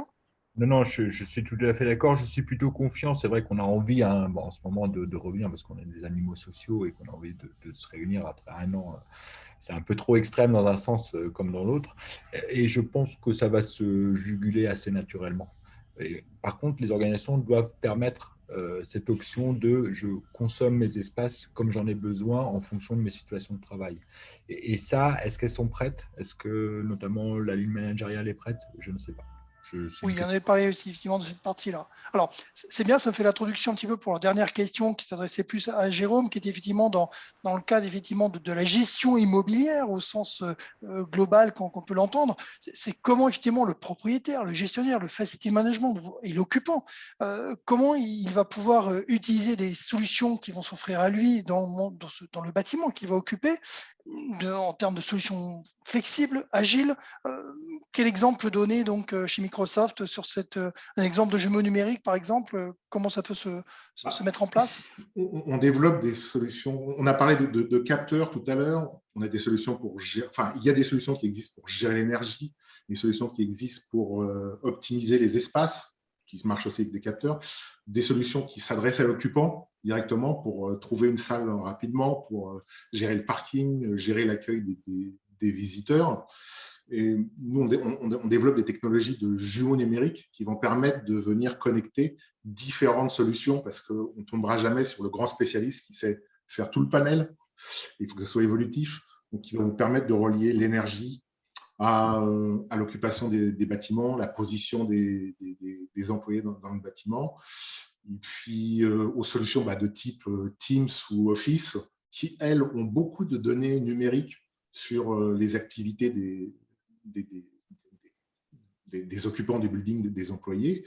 Et ce qu'on sait, c'est qu'en mixant des données de type vraiment très différents, donc de l'énergie à l'occupation des buildings, au calendrier Office, par exemple, au calendrier, on va pouvoir sortir des solutions qui vont nous permettre d'optimiser du mieux possible les bâtiments et de permettre de les réaménager pour garder un certain attrait, comme pouvoir le reménager ou l'optimiser Oui, donc l'agilité dont aménagement. on parle souvent dans les systèmes informatiques notamment, c'est l'agilité du bâtiment en termes de services, d'être capable de bouger très vite pour s'adapter aux évolutions, Ouais. aux besoins qui vont, on va voir certainement dans les prochaines années, une nécessité grandissante justement d'être capable de vraiment s'adapter en permanence. On a parlé des baux par exemple qui seront Et certainement les bouts qui beaucoup sont plus longs. flexibles par exemple. Donc bon, on voit bien que ça va bouleverser certainement un petit peu la manière de voir les choses et les modèles aussi bien économiques qu'autres. Hein. Très bien. Les baux immobiliers ne sont pas agiles. Oui, Ils sont assez. c'est certainement qu'aussi la partie juridique, on n'en a pas beaucoup parlé, mais tout ça va aussi faire évoluer toute la partie juridique qui entoure le monde du bâtiment, mais aussi également certainement aussi les contrats de travail entre collaborateurs et entreprises. Il y a certainement aussi également tout un enjeu derrière juridique qui va se mettre en route et qui a déjà certainement commencé. C'est comment adapter aussi toutes ces structures juridiques pour qu'elles soient face à cette transformation. Merci Rémi et Jérôme. Donc, nous arrivons pratiquement au terme, je dirais, de cette conférence. On voit bien qu'à travers nos 8 intervenants, dans les échanges qu'il a pu y avoir, un enjeu de taille qui nous attend tous, finalement. Un enjeu de taille où on voit que finalement que le bâtiment saura s'adapter techniquement, technologiquement, il saura apporter les solutions certainement. Et par contre, on s'aperçoit que l'enjeu finalement le plus fort, c'est les organisations elles-mêmes humaines, sauront-elles s'adapter de manière durable pour intégrer en plus la crise sanitaire, en espérant qu'il n'y en ait pas d'autres, mais qu'il faudra quand même être capable, je pense, ça laissera des marques de ce point de vue-là, et environnemental, où là, il y a encore énormément à construire. Et finalement, pour conclure, quel sens l'humain veut donner à cette transformation technologique numérique pour son bien-être et sa santé.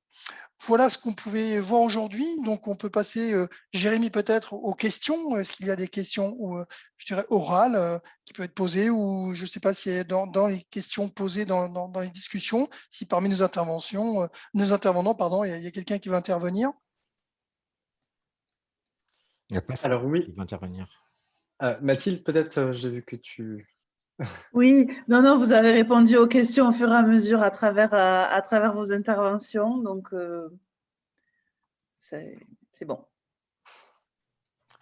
Bon, eh bien, écoutez, parfait. Alors du coup, on va pouvoir clôturer la conf donc de Digitalis Future.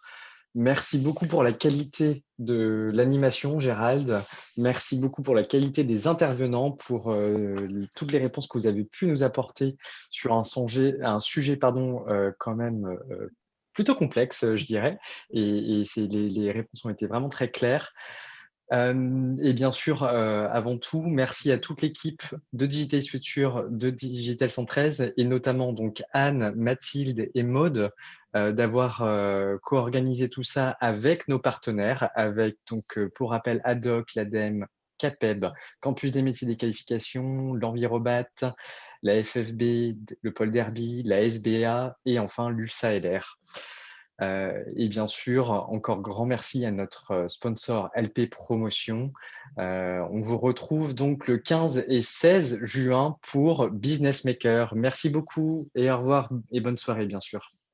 Au revoir à tous. Merci, au revoir. Merci, au revoir.